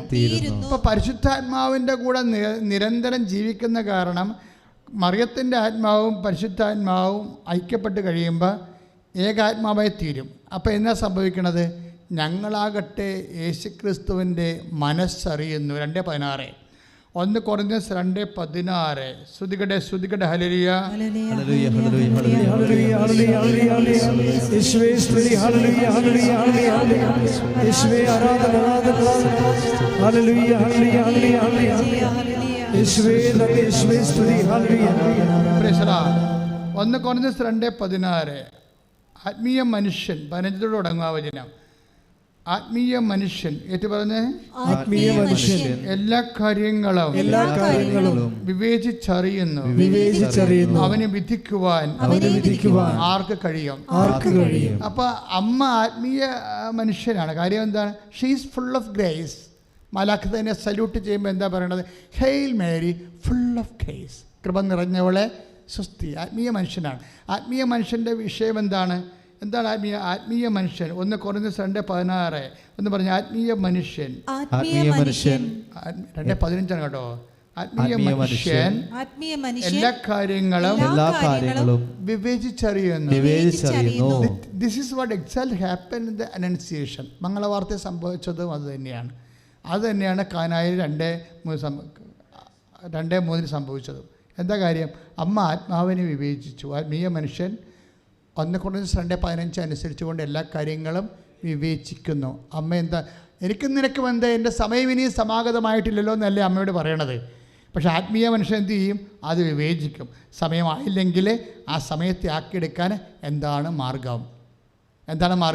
അവൻ പറയണത് പോലെ ചെയ്യുക. അവൻ പറയണ പോലെ ചെയ്യുക എന്ന് പറഞ്ഞാൽ എന്താണ്? എന്ത് തീർന്നു പോയാലും അതിൻ്റെ പ്രതിവിധി അവൻ പറയണ പോലെയാണ് ചെയ്യേണ്ടത്. ഇപ്പം ഉദ്യോഗം തീർന്നു പോയി, ജോലി പോയി അച്ഛാന്ന് പറയും എൻ്റെ അടുക്ക. ഞാൻ പറയും നീ അവൻ പറഞ്ഞ പോലെ ചെയ്തോ, ജോലി തിരിച്ച് ഈ കമ്പനിയെ കൊണ്ട് തന്നെ തിരിച്ചു വിളിപ്പിക്കും. ചില ആൾക്കാർ വന്ന് സങ്കടത്തോടെ പറയും അച്ഛാ എന്നെ അവിടുന്ന് ടെർമിനേറ്റ് ചെയ്തച്ചാന്ന് പറയും. അപ്പോൾ ഞാൻ ചിരിക്കും.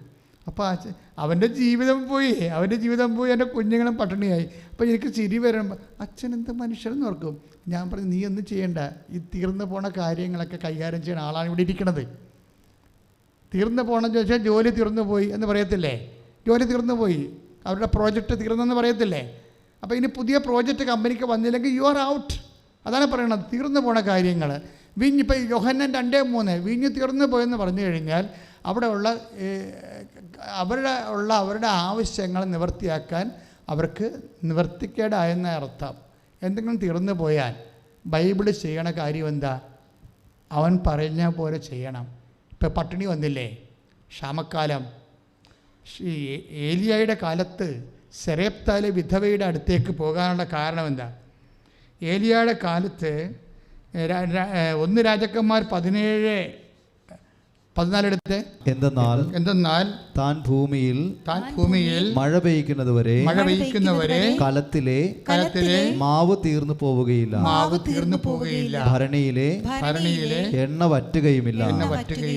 അപ്പം മാവ് തീർന്നു പോവുക, വീഞ്ഞ് തീർന്നു പോവുക, അതുപോലെ തന്നെ കടത്തിലെ എണ്ണ തീർന്നു പോവുക, ഇതൊക്കെ സ്വാഭാവികമായ ഒരു കുടുംബത്തെ സംഭവിക്കുന്ന ദുരന്തങ്ങളാണ്. ഇങ്ങനെ ഒരു ദുരന്തങ്ങൾ പുതിയതല്ല. കാനായിൽ വെച്ച് വെള്ളം വീഞ്ഞു തീർന്നു പോയതല്ല. പഴയ നിയമത്തിലും സെയിം അതേ അക്കത്തിൽ 14 വയസ്സ് നോക്കിയ 13 വയസ്സ് എന്നാ പറ്റിയ ഏലിയ അവളോട് പറഞ്ഞു. ആരോട്? സെരപ്തായിലെ വിധവയോട്. ഭയപ്പെടേണ്ട, നീ ചെന്ന് പറഞ്ഞതുപോലെ ചെയ്യുക. അതാണ് സംഭവം. അവൻ പറഞ്ഞതുപോലെ ചെയ്യാൻ. എന്താ പ്രശ്നം വെച്ച് കഴിഞ്ഞാൽ ഈ മനുഷ്യന് അവിടെ നാട്ടിൽ പട്ടിണിയാണ്. ഭയങ്കര വരൾച്ച കാലമായത് കാരണം നദി വരെ വറ്റിപ്പോയി. കൊയ്ത്തൊന്നുമില്ല, ഗോതമ്പില്ല, പൊടിയില്ല, അതുകൊണ്ട് ദോശയുമില്ല, ഇഡ്ഡലിയുമില്ല, ഒന്നുമില്ല. പട്ടിണിയാവും, പണ്ടാരപ്പട്ടിണി. അപ്പോൾ ഈ ഏലിയ സെരപ്തായിൽ സിദോനിൽ സംഭവിക്കുന്ന സംഭവമാണ്. സിദോനിലെ സെരപ്തായുടെ വിധവയുടേക്ക് ദൈവം പറഞ്ഞുവിടും, സെരപ്തായിൽ വിധവയുണ്ട്, ഞാൻ അവളോട് പറഞ്ഞുവിടും നിനക്ക് ഭക്ഷണം തരാൻ, നീ അങ്ങോട്ട് ചെന്നാൽ മതി എന്ന് പറയും. അപ്പം അങ്ങനെ ചെല്ലുമ്പോൾ ഈ വിധവയെ കാണും. അവർ ചുള്ളിക്കമ്പ് പെറുക്കിയെടുക്കുകയാണ്. അപ്പോൾ പറയും എനിക്ക് ഇത്തിരി വെള്ളം തരാൻ പറയും. അപ്പോൾ വെള്ളം എടുക്കാൻ പോകുമ്പോൾ പറയും ഒരപ്പം കൂടി തന്നേക്കാൻ പറയും. അപ്പോൾ വിധവ പറയും അപ്പം ഇല്ല, ഇത്തിരി പൊടി മാവിൻ്റെ പൊടിമാവ് കലത്തിൻ്റെ ചുവട്ടിലുണ്ട്, ഇത്തിരി എണ്ണ ഭരണിയിലുമുണ്ട്, ഞാനും മകനും ഉണ്ട്, ഞങ്ങളൊരപ്പം ഉണ്ടാക്കിയിട്ട് തിന്നിട്ട് ചാകാൻ പോയി, നാളെ അപ്പം കിട്ടുമോ ഇല്ലയെന്ന് നമുക്ക് ഉറപ്പില്ലെന്ന് പറയും. അപ്പോൾ ഏലിയ പറയും ഞാൻ പറയണ പോലെ നീ ചെയ്യ്, കർത്താവ് അരുളി ചെയ്യുന്നു, അങ്ങനെ ചെയ്താൽ ഇനി കലത്തിലെ മാവ് വറ്റിപ്പോകത്തില്ല, തീർന്നു പോകത്തില്ല. പിന്നെ കുടത്തിലെ എണ്ണ വറ്റിപ്പോകത്തില്ല. ഇങ്ങനെ തീർന്നു പോകുമ്പോൾ എന്താ ചെയ്യണത്? ഞാൻ പറഞ്ഞ പോലെ അവിടെ ഏലിയ അല്ല പറയണത്. ആരാ പറയണത്? ഏലിയായെ പറഞ്ഞയച്ച് ദൈവമാണ് പറയണത്. കൈയിടിച്ച് കർത്താവിനെ ശ്രദ്ധിക്കട്ടെ.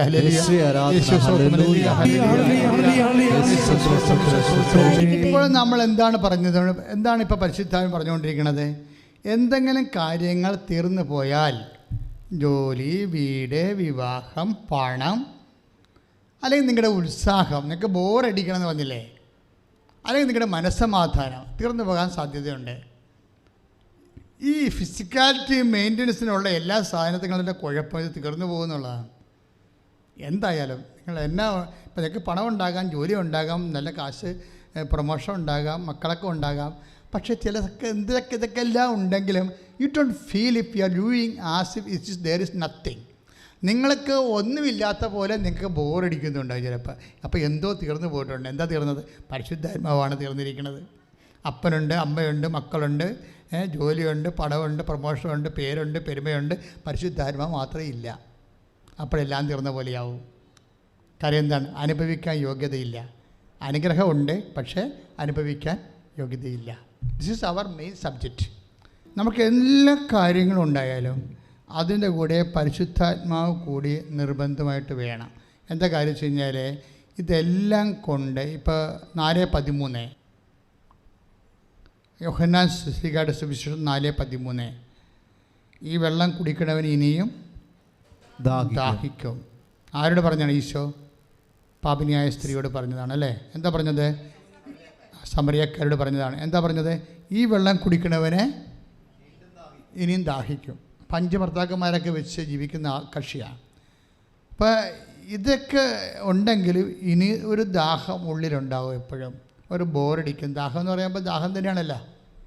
ഇപ്പം നമുക്ക് ഈ മക്കളുണ്ട്, ഭാര്യയുണ്ട്, കുഞ്ഞുങ്ങളുണ്ട്, ജോലിയുണ്ട്, വീടുണ്ട്, സ്ഥലങ്ങളുണ്ട്, പേരുണ്ട്, പെരുമയുണ്ട്. അപ്പോൾ സംതിങ് മിസ്സിങ്. ഇതിൻ്റെയൊക്കെ ഒരു തക്കതായ ഫലം നമുക്ക് കിട്ടണില്ല. ഇതിൽ നിന്നെല്ലാം നമുക്ക് ഇപ്പം നമ്മൾ തെങ്ങ് വെച്ച് അതിന്മേൽ തേങ്ങ ഉണ്ടായി, അത് നമ്മുടെ പെടലിക്ക് വന്ന് വീണാൽ എന്ത് ചെയ്യും? ചത്തുപോകും നമ്മൾ. തെങ്ങുണ്ട്, തേങ്ങ ഉണ്ടോന്നൊരു കാര്യമുണ്ടോ? തലയിൽ വന്ന് വീണാൽ എന്ത് ചെയ്യും? മക്കളുണ്ട്, തേങ്ങ തലയിൽ വീണ പോലെ ഇരുന്നാൽ എന്ത് ചെയ്യും? ചിലവരൊക്കെ മക്കൾക്ക് ഭയങ്കര സ്നേഹമാണ് നമ്മളോടെ. എനിക്ക് ശരിക്കും പറഞ്ഞ് നിങ്ങളെന്നോട് ക്ഷമിക്കണേ, എന്നാലും ഞാൻ ഈ മാതാപിതാക്കന്മാരുടെ സുരക്ഷയ്ക്ക് വേണ്ടി പറയുകയാണ്. അതായത് ഈ 18 വയസ്സ് കഴിഞ്ഞിട്ടുള്ള പെൺപിള്ളേർ, അല്ലെങ്കിൽ 20, 21, ചിലരുണ്ടല്ലോ, എല്ലാവരും അല്ല, ദൈവം കണ്ടുപിടിച്ച് നോക്കാണ്ടന്നെ, അതല്ല, ചിലരുമല്ല, ചിറക്ക് പണ്ടാര സ്നേഹമാണ് മാതാപിതാക്കന്മാരോട്. എപ്പോഴും അല്ല, ചില സമയത്ത്. അപ്പോൾ തന്നെ നിങ്ങളോട് ദൈവമേ ഉടമ്പടി തന്നെ ഫലമായി, അവൾ മോന്തം കയറ്റി നടന്ന് അവൾക്ക് ഇപ്പോൾ ഭയങ്കര സ്നേഹം, പഞ്ചാര സ്നേഹമാണെന്ന്. ദൈവം ഇങ്ങനെ പ്രവർത്തിക്കുമോ എന്നൊക്കെ വിചാരിക്കും നമ്മൾ. ശരിയാണ്. ആ സ്നേഹം കഴിഞ്ഞ് അപ്പം ഡാഡി മമ്മി ഉറങ്ങാൻ നേരത്ത് ഡാഡിക്ക് കിസ് കൊടുക്കണം, അമ്മയ്ക്ക് കിസ് കൊടുക്കണം. ആകെപ്പാട് ഒരു പെരളിയാണ്. ആങ്ങളമാരുടെ എന്തൊരു സ്നേഹം. ഇതെല്ലാം കഴിഞ്ഞ് ഇവരുടെ സ്നേഹത്തിൽ അങ്ങനെ ആ ഒരു ലെവലിൽ അങ്ങോട്ട് പോകണ കുടുംബം. പക്ഷെ 6 മാസം കഴിയുമ്പോൾ അവളെ കാണാനില്ല. അതല്ലേ പ്രശ്നം. അവളെ കാണാനില്ല. അത് കഴിയുമ്പോൾ തുറന്നു നോക്കിയപ്പോൾ പെട്ടിയിലെ പ്രമാണവും കാണാനില്ല. അത് പോയി. അത് സോഹ. ഇവൾ ഈ ആരാണ്ടോടെ കമ്പനി വെച്ചിട്ടേ ആ സംഭവത്തിന് ഇവർക്ക് പിടികൊടുക്കാത്ത രീതിയിൽ അവൾ തന്ത്രപരമായിട്ട് എൻ്റെ നിൽക്കുകയായിരുന്നു ഇതിൻ്റെ അകത്ത്. എന്നിട്ട് ഈ പ്രമാണം എടുത്തുകൊണ്ട് പോയിരിക്കുകയാണ്. 3 ഏക്കറിൻ്റെ പ്രമാണം. അവനും അവളുമായിട്ട് നാട് കിടന്നിരിക്കുകയാണ്. എത്ര കുടുംബം ഉണ്ടെന്നറിയാവാ? ഞാൻ സ്ഥലങ്ങളൊന്നും പറയണില്ല. അപ്പം നമ്മൾക്കിതെല്ലാ സംഭവങ്ങളുണ്ട്. നീ ഒരുക്കി വെച്ചിരിക്കണൊക്കെ ആരുടേതാകുമെന്ന് കർത്താവ് ചോദിച്ചില്ലേ? നമുക്കതൊരു ചോദ്യമാണ്, എന്നും ചോദ്യമാണ്. ഞാനതാണ് നോക്കിയത്. ആ വചനം മനസ്സിൽ വന്നപ്പോൾ നോക്കിയതാണ്. നീ ഒരുക്കി വെച്ചിരിക്കണൊക്കെ ആരുടേതാകുമെന്ന്. ഒരുക്കി വെച്ചത് കൊണ്ട് മാത്രമല്ല, അതൊക്കെ അനുഗ്രഹമാണ്. അനുഭവിക്കാനുള്ള യോഗ്യത കർത്താവിൻ്റെ ചോദ്യമാണ്. നീ ഒരുക്കി വെച്ചിരിക്കണതൊക്കെ ആരുടേതാകും? വല്ല ബംഗാളിയുടേതാകുമെന്നാണ് ചോദിക്കണത്. ഇതാണ് വിഷയം വേണ്ടത്. കാര്യം എന്താ? നീ അങ്ങനെ കൈകാലോട്ട് അടിക്കേണ്ട കാര്യമില്ല. നീ ഇവളെ എൻട്രൻസിന് വിട്ടിട്ട് പിന്നെ അവളോട് വിളിച്ചു ചോദിക്കുന്നു. അമേരിക്ക, കാനഡയിലൊക്കെ എല്ലായിടത്തും വിട്ടിരിക്കുകയല്ലേ ആളാ. വിട്ടിട്ട് നീ വിളിക്കണത് എന്താണ്? വിളിച്ചു ചോദിക്കുമല്ലോ ഉടനെ. ഓരോ മാസം വിളിച്ചു ചോദിക്കും, എന്താ ശമ്പളം, സാലറി ആയാ? സാലിക എന്താണ് ബാങ്കിൽ നിന്ന് നോട്ടീസ് വന്നിട്ടുണ്ടോ? പിന്നെ നിൻ്റെ എഡ്യൂക്കേഷൻ ലോണുണ്ട്, പിന്നെ പെങ്ങളെ കെട്ടിച്ച വീട്ടിൽ അവിടെ അവൾക്ക് കൊടുക്കേണ്ടതൊക്കെ കൊടുത്തിട്ടില്ല. ഇങ്ങനെ ഓരോ മാസം വിളിക്കുമ്പോൾ ഓരോ വയ്യാവേലി അമ്മ പറഞ്ഞുകൊണ്ടിരിക്കുകയാണ്. അപ്പോൾ അതുകൊണ്ട് അമ്മ പറഞ്ഞാൽ അവൻ പറയും ശമ്പളം കിട്ടിയിട്ടില്ല അമ്മേ അങ്ങനെയാണ് എന്നൊക്കെ. അല്ലെങ്കിൽ അവൾ പറയും ഞങ്ങൾക്ക് പരീക്ഷയാണ്, അല്ലെങ്കിൽ എന്തെങ്കിലും കാര്യങ്ങൾ അവൾ പറയും. പക്ഷേ ഒരിക്കലും ഇവർ നീ ഇന്ന് ഞായറാഴ്ചയാണല്ല, നീ ഇന്ന് കുർബാനയ്ക്ക് പോയോ, ഇന്നലെ സന്ധ്യപ്രാർത്ഥന ചൊല്ലിയോ എന്ന് അമ്മ ചോദിക്കത്തില്ല. അവിടെയാണ് പണി കിട്ടുന്നത്. കാര്യം നിങ്ങൾ ദൈവത്തെ മാറ്റി നിർത്തിക്കൊണ്ടാണ് ഇവളെ പഠിപ്പിച്ചിരിക്കുന്നത്. എൻട്രൻസിന് വിട്ടപ്പോഴും ഞായറാഴ്ച കുർബാന മുടങ്ങിയല്ല, വീട്ടിൽ മര്യാദയ്ക്ക് കാറ്റീസൊക്കെ നിന്നുകൊണ്ട് പോയിരുന്ന ആളാണ്. എൻട്രൻസിന് ആരും പോകാതെ ഒന്നും ഇരുന്നിട്ടില്ല, പോയിട്ടുണ്ട്. പക്ഷേ മക്കൾ ദൈവത്തിൻ്റെ കൂടെയാണ്. ഈശോ ആദ്യമേ പറഞ്ഞായിരുന്നു എന്താണ്? എന്നോട് കൂടെ ശേഖരിക്കാത്തവരെ ചിതറിച്ച് കളയുന്നു. ശേഖരിക്കണേ കുഴപ്പമില്ല, പക്ഷെ അത് ദൈവത്തിൻ്റെ കൂടെ ശേഖരിക്കണേ കുഴപ്പമില്ല. ലക്ഷങ്ങളോ കോടികളോ നിങ്ങൾ ഉണ്ടാക്കിയോ, പക്ഷേ ദൈവത്തിൻ്റെ കൂടെ ശേഖരിക്കണം. ഒരിക്കൽ ശിവകാശി ചെന്ന് അവിടെ ചെന്നപ്പോൾ ഒരു കേരളക്കാരൻ്റെ ചിട്ടിക്കമ്പനി. ഞാനത് കഴിഞ്ഞിട്ട് ചെന്നൈയിൽ ചെന്ന് അവിടെയും കേരളക്കാരൻ്റെ ചിട്ടിക്കമ്പനി. കണ്ണൂർ ചെന്ന് അവിടെ ഈ ചിട്ടിക്കമ്പനി തന്നെ.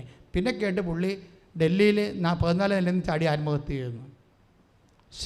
ഇതൊക്കെ ഈ നാട്ടിൽ നടക്കുന്ന സംഭവങ്ങളാണിത്. എന്നോട് കൂടെ ശേഖരിക്കാത്തവൻ ചിതറിച്ച് കളയുന്നു. ദൈവത്തെ മറന്ന് നിങ്ങൾ എന്ത് ശേഖരിച്ചാലും അതിൻ്റെ അകത്ത് ഒരു പോർഷൻ കർത്താവിൻ്റെ ഒരു ഷെയർ അവിടെ ഉണ്ടാകണം. കർത്താവ് ഷെയർ ഉണ്ടായാൽ പോലെ കർത്താവും കൂടി ഉണ്ടാകണം. എന്താ വെച്ചാൽ ധൂർത്തപുത്രന് പറ്റിയ അബദ്ധം അതാണേ. ധൂർത്തപുത്രന് പറ്റില്ലേ? അവൻ ശേഖരിച്ച, അവൻ എന്താ പറഞ്ഞത്? എനിക്ക് തരാനുള്ളത് ഇങ്ങോട്ട് തന്നേക്കാൻ പറഞ്ഞേ. അവൻ ബൈബിള് പിന്നെ കർത്താവാണ് കഥ പറഞ്ഞത് കൊണ്ടാണ് അവൻ തന്തൊക്കെ വിളിച്ച് കളയുമോ ചിലപ്പോൾ. ഈ അപ്പനിടയ്ക്ക് ചിലപ്പോൾ തോന്നിവാസം പറഞ്ഞിട്ടായിരിക്കാം, ഭീഷണിപ്പെടുത്തിയായിരിക്കും കാശ് വാങ്ങിച്ചിരിക്കണത് ഓഹരി. അല്ലെങ്കിൽ അപ്പം തന്നെ അർത്ഥം മുറിച്ച് കൊടുക്കേണ്ട കാര്യമാണ്. ഓഹരി ചോദിച്ചു, അപ്പം തന്നെ അപ്പൻ ആ ഓഹരി കൊടുത്തതാണ്. അപ്പം തന്നെ കൊടുക്കണമെങ്കിൽ മിക്കവാറും അവൻ നിക്കറൊക്കെ കാണിച്ച് മുണ്ടൊക്കെ മുടക്കുത്തി തലയിലൊക്കെ കെട്ടി കത്തി കാണിച്ച് കാണും മിക്കവാറും അവൻ. അല്ലെങ്കിൽ പിന്നെ അപ്പം തന്നെ കൊടുക്കണത് എങ്ങനെയാണ്? അല്ലെങ്കിൽ അപ്പന്മാർ പിടിച്ച് നിർത്തത്തില്ല, അവിടെ നിൽക്കണം മകനെ, ഇവൻ്റെ മുത്തൻ്റെ കല്യാണം കഴിയട്ടെ, അവനൊന്ന് പറഞ്ഞ് വിടട്ടെ, അത് കഴിയുമ്പോൾ നിനക്ക് തരാമെന്നൊക്കെ അല്ലേ പറയത്തുള്ളൂ. അതിന് സമയം കൊടുത്തില്ല, അപ്പന് സമയം കൊടുത്തില്ല. അത്ര പരിപാടി അവൻ കാണിച്ചിട്ടുണ്ട്. കിട്ടിയ പടെ കിട്ടി അവന് അതും കൊണ്ട് സ്റ്റാൻഡ് വിട്ട് പോയി. എന്തുകൊണ്ടാണ്? അവനെന്താണ് അതിൻ്റെ അകത്ത് അവൻ്റെ സ്വത്തിൽ കർത്താവ് കക്ഷിയല്ല. അതാണ് ഈശോ പറയണത്. എന്നോട് കൂടെ അല്ല ശേഖരിക്കാത്തവൻ. ആ സ്വത്തിൽ കർത്താവ് കക്ഷിയല്ല. നിൻ്റെ സ്വത്തിലും നിൻ്റെ സൗന്ദര്യത്തിലാണെങ്കിൽ പോലും കർത്താവ് കക്ഷിയാകണം. നിൻ്റെ സൗന്ദര്യത്തിൽ നീ ഇപ്പോൾ ബ്യൂട്ടി പാർലറിൽ പോയി 46,000 രൂപയ്ക്ക് മുഖത്തിൽ സംഭവം എഴുതിക്കൊണ്ട് വന്നാലും മുതുകത്ത് മുഴുവൻ ടാറ്റു ഇപ്പോൾ എവിടെയൊക്കെയാണ് ആൾക്കാർ കുത്തണത്, ഞാൻ ഒന്നും പറയണില്ല. അതിനൊക്കെ 6,000 12,000 രൂപ വയ്ക്കുമ്പോൾ നിൻ്റെ സൗന്ദര്യ വർധനയ്ക്ക് കർത്താവ് അവിടെ കക്ഷിയല്ല. നിൻ്റെ ടാറ്റു നിൻ്റെ സ്വകാര്യ ഭാഗത്ത് കുത്തുന്നിടത്ത് എവിടെയാണ് കർത്താവ് കക്ഷി? അത് ആർക്ക് വേണ്ടിയാണ് കുത്തണത്? അപ്പോൾ എന്താ പ്രശ്നം വെച്ചാൽ ഇതിൻ്റെ സൗന്ദര്യ വർധന വിഷയത്തിൽ പോലും കർത്താവ് കക്ഷിയാകണമെന്നാണ് ബൈബിൾ പറയണത്. സൗന്ദര്യം വേണ്ടെന്നല്ല ഈശോ പറഞ്ഞത്. സൗന്ദര്യം ആവശ്യം തന്നിട്ടുണ്ട്, അത് മെയിൻറ്റെയിൻ ചെയ്താൽ മതി. അല്ലെങ്കിൽ ചില സൗന്ദര്യമുള്ള പെണ്ണുങ്ങളെ ചിലർക്ക് ഇഷ്ടപ്പെടുന്നതും ചിലർക്ക് ഇഷ്ടപ്പെടാത്തതും, സൗന്ദര്യ പുരുഷനെ ചില പെണ്ണുങ്ങൾക്ക് ഇഷ്ടപ്പെടും, ചിലർക്ക് ഇഷ്ടപ്പെടാത്തത് എന്താണ്? അവന് തക്ക ആൾ വരുമ്പോൾ ഇഷ്ടപ്പെടുന്നതാണ് എൻ്റെ അർത്ഥം. എല്ലാവർക്കും സൗന്ദര്യം ഉണ്ടെന്നല്ലേ എൻ്റെ അർത്ഥം. നമുക്കെൻ്റെ കോൺഫിഡൻസ്, വേറെ ആരാണ്ടിന് സൗന്ദര്യം കണ്ടിട്ടല്ലേ നമുക്ക് കോൺഫിഡൻസ് പോണത്. ദൈവത്തിന് നിങ്ങളൊക്കെ കണ്ട് കോൺഫിഡൻസ് പോയിട്ടില്ലല്ലോ, പോയിട്ടില്ല. എന്താ കാര്യം? അതുകൊണ്ടാണ് നിന്നെ ഇഷ്ടപ്പെടുന്ന ഒരാൾ വരണം. അതിൻ്റെ കാര്യം അതാണ്. അതിൻ്റെ കാര്യം വെച്ച് കഴിഞ്ഞാൽ നിന്നെ ഇഷ്ടപ്പെടാൻ പറ്റുന്ന സൗന്ദര്യം ആ പാസ്വേഡുള്ള ആൾ വരും. അതാണ് എൻ്റെ വിഷയം. അപ്പം അതുകൊണ്ട് ആവശ്യമില്ലാത്ത കോംപ്ലക്സ് മറ്റുള്ളവരെ കണ്ടിട്ട് നീ കൊണ്ടുപോയി കർത്താവിനെ എന്നെ കക്ഷി ചേർക്കാത്ത സൗന്ദര്യത്തിൽ പോലും നീ ഇൻവെസ്റ്റ് ചെയ്യരുതെന്നാണ് കർത്താവിൻ്റെ വചനം പറയണത്. ശ്രുതിക്കട്ടെ, ശ്രുതിക്കട്ടെ. ഹല്ലേലൂയ.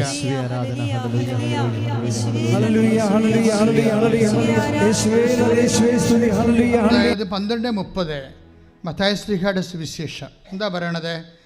ഏറ്റു പറഞ്ഞ് എന്നോടുകൂടി അല്ലാത്തവൻ എൻ്റെ എതിരാളിയാണ്. അതാണ് പ്രോബ്ലം. എന്നോട് കർത്താവിൻ്റെ കൂടെ അല്ലെങ്കിൽ നമ്മൾക്കിങ്ങനെ എക്സ്ട്രാ ആയിട്ട് അഡ്ജസ്റ്റ്മെൻ്റ് ഇന്നത്തില്ല. കുറച്ച് കർത്താവിൻ്റെ കൂടെ ഒരു കാല് കർത്താവിൻ്റെ അടുത്തും ഒരു കാല് സത്താവിൻ്റെ അടുത്തും നിൽക്കാൻ പറ്റത്തില്ല. അതായത് എന്നോട് കൂടി അല്ലാത്തവൻ എൻ്റെ എതിരാളിയാണ്. എൻ്റെ എതിരാളി വെച്ചാൽ കർത്താവിൻ്റെ കൃപയ്ക്ക് നീ പരിശുദ്ധാത്മാവിനാനല്ല നയിക്കപ്പെടുന്നതെങ്കിൽ ipso facto will be guided by the evil spirit. നീ കർത്താവിൻ്റെ ആത്മാവിൽ അല്ല നയിക്കപ്പെടുന്നെങ്കിൽ പിന്നെ ഒരു കോൺസ്റ്റൻ്റ് ആയിട്ടുള്ള ഒരു എന്താണ് ഒരു സീറോ ആയിട്ടുള്ള ചാർജ് അല്ലത്. നീ കർത്താവിൻ്റെ കൂടെ അല്ലെങ്കിൽ തീർച്ചയായിട്ടും നീ ഈവിൾ സ്പിരിറ്റിൻ്റെ കൂടെയാണ്. അതാണ് 12:30. മറന്നു പോകരുത്. എന്താണ് മത്തായി ശ്ലീഹ സുവിശേഷം 12:30 വായിച്ചോളൂ. എന്നോട് കൂടെ അല്ലാത്തവൻ ഏറ്റവും പറഞ്ഞേ എന്നോട് കൂടെ അല്ലാത്തവൻ എന്റെ എതിരാളിയാണ്. എന്നോട് കൂടെ ശേഖരിക്കാത്തവൻ ചിതറിച്ചു കളയുന്നു. ധൂർത്തപുത്രൻ അതാണ് ചെയ്തത്. 12:31 എന്നോട് കൂടി. അപ്പോൾ എന്ത് ശേഖരിച്ചാലും കർത്താവിൻ്റെ കൂടെ ശേഖരിക്കണം, അല്ലെങ്കിൽ എന്ത് വരും? ചിതറിപ്പോവും എന്നാണ് പറയണത്. ചിതറിപ്പോവും. അത് കറക്റ്റല്ലേ? ചില ആൾക്കാർക്ക് പണം ഉണ്ടെങ്കിൽ പിന്നെ കുർബാന എന്ത് ഇപ്പോൾ ആൾക്കാർ തന്നെ വിചാരിക്കണേ. ഇപ്പോൾ ഞാൻ കഴിഞ്ഞ ആഴ്ച പറഞ്ഞില്ലേ, പത്തനംതിട്ടയിൽ അച്ഛൻ എന്നോട് പറയണേ, അച്ഛാ പള്ളിയിൽ ആൾ കുറവാണ്. ഞാൻ ചോദിച്ചു എന്താ അച്ഛാ കാരണം? അല്ല കോവിഡെല്ലാം കഴിഞ്ഞില്ലേ, ഇപ്പോൾ ആൾക്കാർക്ക് മനസ്സിലായി ദൈവം ഇല്ലെങ്കിലും കാര്യങ്ങൾ നടക്കുമെന്ന്. അച്ഛൻ ചുമ്മാ ഒരു കമൻ്റ് അടിച്ചതാണ്. അപ്പം നമ്മളെന്താ, കുറച്ച് പേരെങ്കിലും അങ്ങനെ ഉണ്ട്. അത് എന്തോ കാര്യങ്ങൾ നടക്കാൻ വേണ്ടി മാത്രം പള്ളി ചെല്ലുന്ന ആൾക്കാരുണ്ട്. ദൈവത്തിന് എന്ത് കാര്യമാണ് പള്ളി ചെന്ന് നടക്കാനിരിക്കണത്? ഒരു കാര്യവും പള്ളി ചെന്ന് നടക്കാനില്ല. നമുക്ക് ഒരു കാര്യമേ നടക്കാനുള്ളൂ. എന്താണ്? ദൈവത്തെ കൂട്ടിക്കൊണ്ട് പോരുക. ബാക്കിയുള്ള കാര്യങ്ങൾക്കൊന്നും ദൈവത്തിൻ്റെ ആവശ്യമുണ്ടോ? ഇല്ല.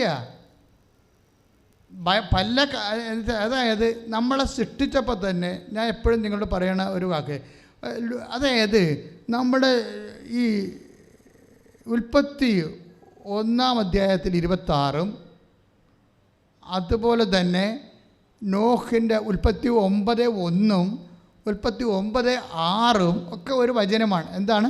സന്താന പുഷ്ടിയുള്ളവരായി പെരുകി ഭൂമിയെ കീഴടക്കാൻ പറയും. അപ്പോൾ നമ്മുടെ ഭൂമി എന്തിനുള്ളതാണ്? നീ എവിടം വരെ പോയാലും, നീ അന്റാർട്ടിക്കയിൽ പോയാലും അത് നിൻ്റെ ഭൂമിയാണ്. അവിടെ പ്രൊഫഷൻ ബേസ് നീ നാവിഗേഷൻ എഞ്ചിനീയറിംഗ് പഠിച്ചിട്ട്, അല്ലെങ്കിൽ അറ്റ്ലാന്റിക്കിൻ്റെ ഇപ്പോഴത്തെ കാലാവസ്ഥ ഡിഫറൻസ് വരുമ്പോൾ ഇതുപോലെ ക്ലൈമറ്റ് ചേഞ്ചിനെ കുറിച്ചുള്ള പഠനങ്ങൾ ശാസ്ത്രജ്ഞന്മാർ പോകുന്ന സ്ഥലമാണ് അന്റാർട്ടിക്ക. അപ്പോൾ അവിടെയാണ് നീ പോയി, അത് നിൻ്റെ ഭൂമിയാണ്. നീ ശാസ്ത്രജ്ഞയാണെങ്കിൽ അതാണ് നിൻ്റെ ഭൂമി. അവിടെ മരുതെല്ലാം നിനക്ക് കീഴടക്കാൻ വേണ്ടിയുള്ളതാണ്. ബുദ്ധി തന്നിട്ടുണ്ട് ആദ്യമേ. അതുകൊണ്ടാണ് പറയണത് സന്താന പുഷ്ടിയുള്ളവരായി പെരുകണം. പിന്നെ എന്ത് ചെയ്യണം? നിൻ്റെ ഈ ഭൂമിയിൽ, അത് ഉൽപ്പത്തി 1:26 ഭയങ്കരമാണ്. മൃഗങ്ങളെ, പക്ഷികളെ, ആകാശത്തിലെ പക്ഷികളെ, ഭൂമിയിലെ മൃഗങ്ങളെ എല്ലാം നീ കീഴടക്കണം. എന്തിനാണ്? ഇതിനുള്ള ബുദ്ധി നിനക്ക് ഞാൻ തന്നിട്ടുണ്ട്, എല്ലാം തന്നിട്ടുണ്ട്. അപ്പം ആദ്യമേ തന്നിട്ടുണ്ട് ഇതെല്ലാം. അതുകൊണ്ടാണ് യുക്തിവാദികൾ, ഞാൻ കഴിഞ്ഞ ആഴ്ചയിലും അത് പറഞ്ഞ്, യുക്തിവാദികളും നിരീശ്വരന്മാരും യേശുവിനെ അറിയാത്തവരും ഒക്കെ രക്ഷപ്പെടണം. എന്തുകൊണ്ടാണ്? ഈ ജനറ്റിക് ബ്ലെസ്സിങ് ഉണ്ട്. അപ്പം നിങ്ങൾ എന്നോട് ചോദിക്കും, അച്ഛാ അങ്ങനെയാണെങ്കിൽ പ്രാർത്ഥിക്കേണ്ട കാര്യമില്ലല്ലോ. അങ്ങനെയല്ല. മകൻ മീൻ ചോദിച്ചാൽ പകരം പാമ്പിനെ തരുമോ എന്ന് ഈശോ ചോദിച്ചില്ലേ? മീൻ ചോദിച്ചാൽ പകരം പാമ്പിനെ തരുമോ? മുട്ട ചോദിച്ചാൽ പകരം തേളിനെ തരുമോ? അപ്പം ചോദിച്ചാൽ പകരം കല്ല് തരുമോ?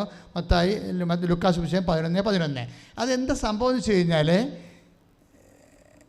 ദൈവത്തോട് ചോദിക്കുമ്പോൾ നിങ്ങളുടെ അവകാശത്തെ കർത്താവ് കക്ഷിയാകും. മനസ്സിലായില്ലേ? അവിടെയാണ് വിഷയം വന്നത്. നിങ്ങളെ എന്നോട് കൂടെ ശേഖരിക്കാനാണ് നമ്മൾ ദൈവത്തോട് ചോദിക്കണത്. നമുക്കെല്ലാം ശേഖരിക്കാൻ പറ്റും. പറഞ്ഞ മനസ്സിലായില്ലേ? നമുക്ക് ബുദ്ധി ഉണ്ടെങ്കിൽ തന്നെത്താൻ പഠിക്കാൻ പറ്റും, നമുക്ക് PhD എടുക്കാൻ പറ്റും, കോളേജിൽ കയറാൻ പറ്റും, ഒരു പ്രശ്നമില്ല. പക്ഷേ എന്നോട് കൂടെ ശേഖരിക്കാത്തവൻ ചിതറിച്ച് കളയുന്നു. നമ്മൾ എന്തിനാണ് ദൈവത്തോട് ചോദിക്കണത്? അല്ലാതെ തന്നെ കിട്ടും എന്നായിരുന്നിട്ട് പിന്നെ എന്തിനാ പ്രാർത്ഥിച്ച് വാങ്ങിക്കണത്? നമ്മുടെ ആവശ്യങ്ങളിൽ ദൈവത്തെ കൂടി നമ്മളെ കക്ഷി ചേർക്കുകയാണ്. മനസ്സിലായില്ലേ? 12:31 അനുസരിച്ചുണ്ട്. മനസ്സിലായോ കാര്യങ്ങൾ? അപ്പോൾ കക്ഷി ചേർക്കുമ്പോൾ എന്താ പറ്റണത്? ഇതിനൊരു പ്രൊട്ടക്ഷൻ കിട്ടും, സംരക്ഷണം കിട്ടും. നിങ്ങളുടെ മക്കൾ അപകടപ്പെട്ട് മരിക്കത്തില്ല. കാര്യം മക്കളുണ്ടായിട്ട് കാര്യമില്ല. അതുപോലെ വണ്ടി കടിയിൽ പോയാൽ എന്ത് ചെയ്യും? ചില മക്കളെ ഒരുത്തൻ എൻ്റെ അടുത്ത് വന്നിട്ടും അമ്മ പറഞ്ഞ് കരഞ്ഞു പോയി. മകൻ മരിച്ചതാണ് വിഷയം. അച്ഛാ ഞാൻ അവനോട് കാലക്കെട്ടി വീണ് എല്ലാ അച്ഛന്മാരുടെ അവനെ കൊണ്ടുപോയി. എന്താ പരിപാടി? അവന് ഡൂക്ക് മേടിക്കേണ്ട, നീ സാധാരണ 80,000 രൂപയുടെ ബൈക്ക് മേടിക്കാൻ പറഞ്ഞു. ഡൂക്ക് മേടിക്കണമെന്നാണ് അവൻ നിർബന്ധം വെക്കണത്. അതിന് 2.25 ലക്ഷം രൂപ അന്നാകും വില. കമ്പനിക്കാർ 100 ഒരു വർഷം ഇറക്കുമ്പോൾ പെട്ടെന്ന് തന്നെ അത് ഇപ്പോഴത്തെ ചെത്തുപിള്ളേർ വാങ്ങിച്ച് ഏതെങ്കിലും കോളേജിൻ്റെ വാക്കിൽ പോയി നിന്ന് പിന്നെ പിടിച്ച് തമിഴിൻ്റെ ലോറിക്ക് അടവെച്ച് ആ ചാപ്റ്റർ അങ്ങനെ ക്ലോസ് ചെയ്യും. എത്ര എണ്ണമാണ് ഡൂക്ക് മേടിച്ച് ചത്തിരിക്കണത്? അപ്പോൾ ഇങ്ങനെ ഒരു സാധനത്തിനാണ് മക്കളെന്ന് പറഞ്ഞ് നമുക്ക് കിട്ടിയിരിക്കണമെങ്കിൽ എങ്ങനെ പ്രയോജനപ്പെടാനാണ്? എന്നോട് കൂടെ ശേഖരിക്കാത്തവൻ.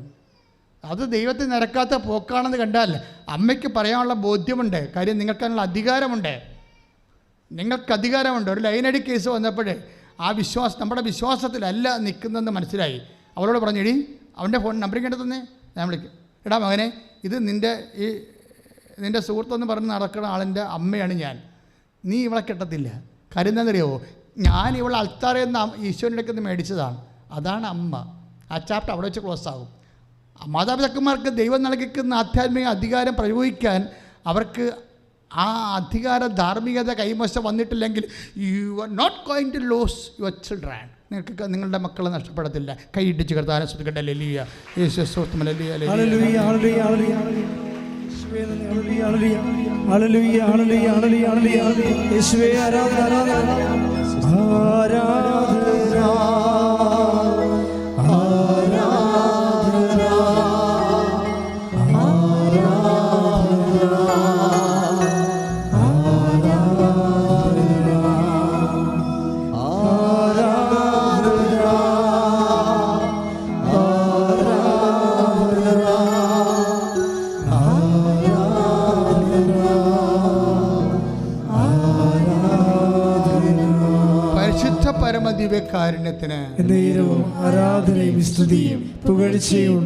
അപ്പോൾ ചില കാര്യങ്ങൾ കർത്താവിനോട് കൂടെ ശേഖരിക്കാൻ വേണ്ടി നമ്മൾ ചില കാര്യങ്ങൾ 10 കാര്യങ്ങൾ ചോദിച്ചാൽ ചിലപ്പോൾ 6 കാര്യങ്ങൾ കിട്ടും, ചിലപ്പോൾ 4 കാര്യങ്ങൾ തരത്തില്ല.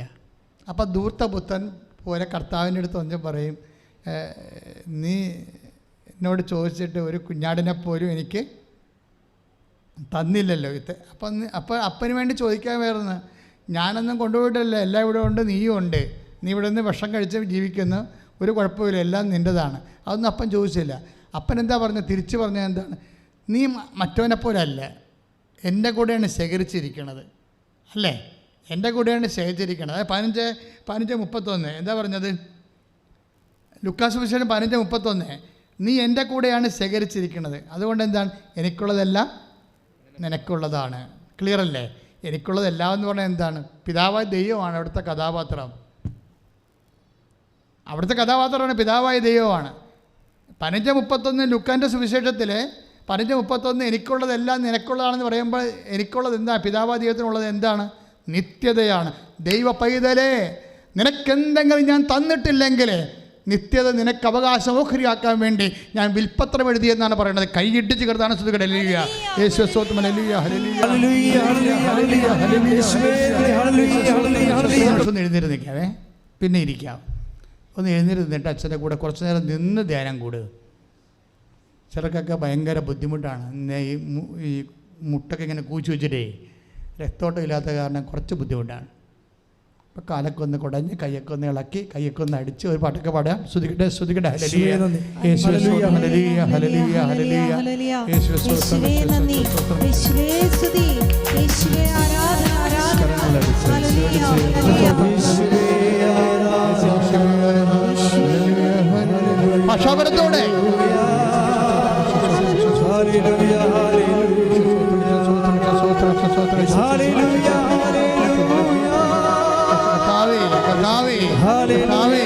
എല്ലാ മക്കളെയും സ്പർശിക്കണമേ കർത്താവേ.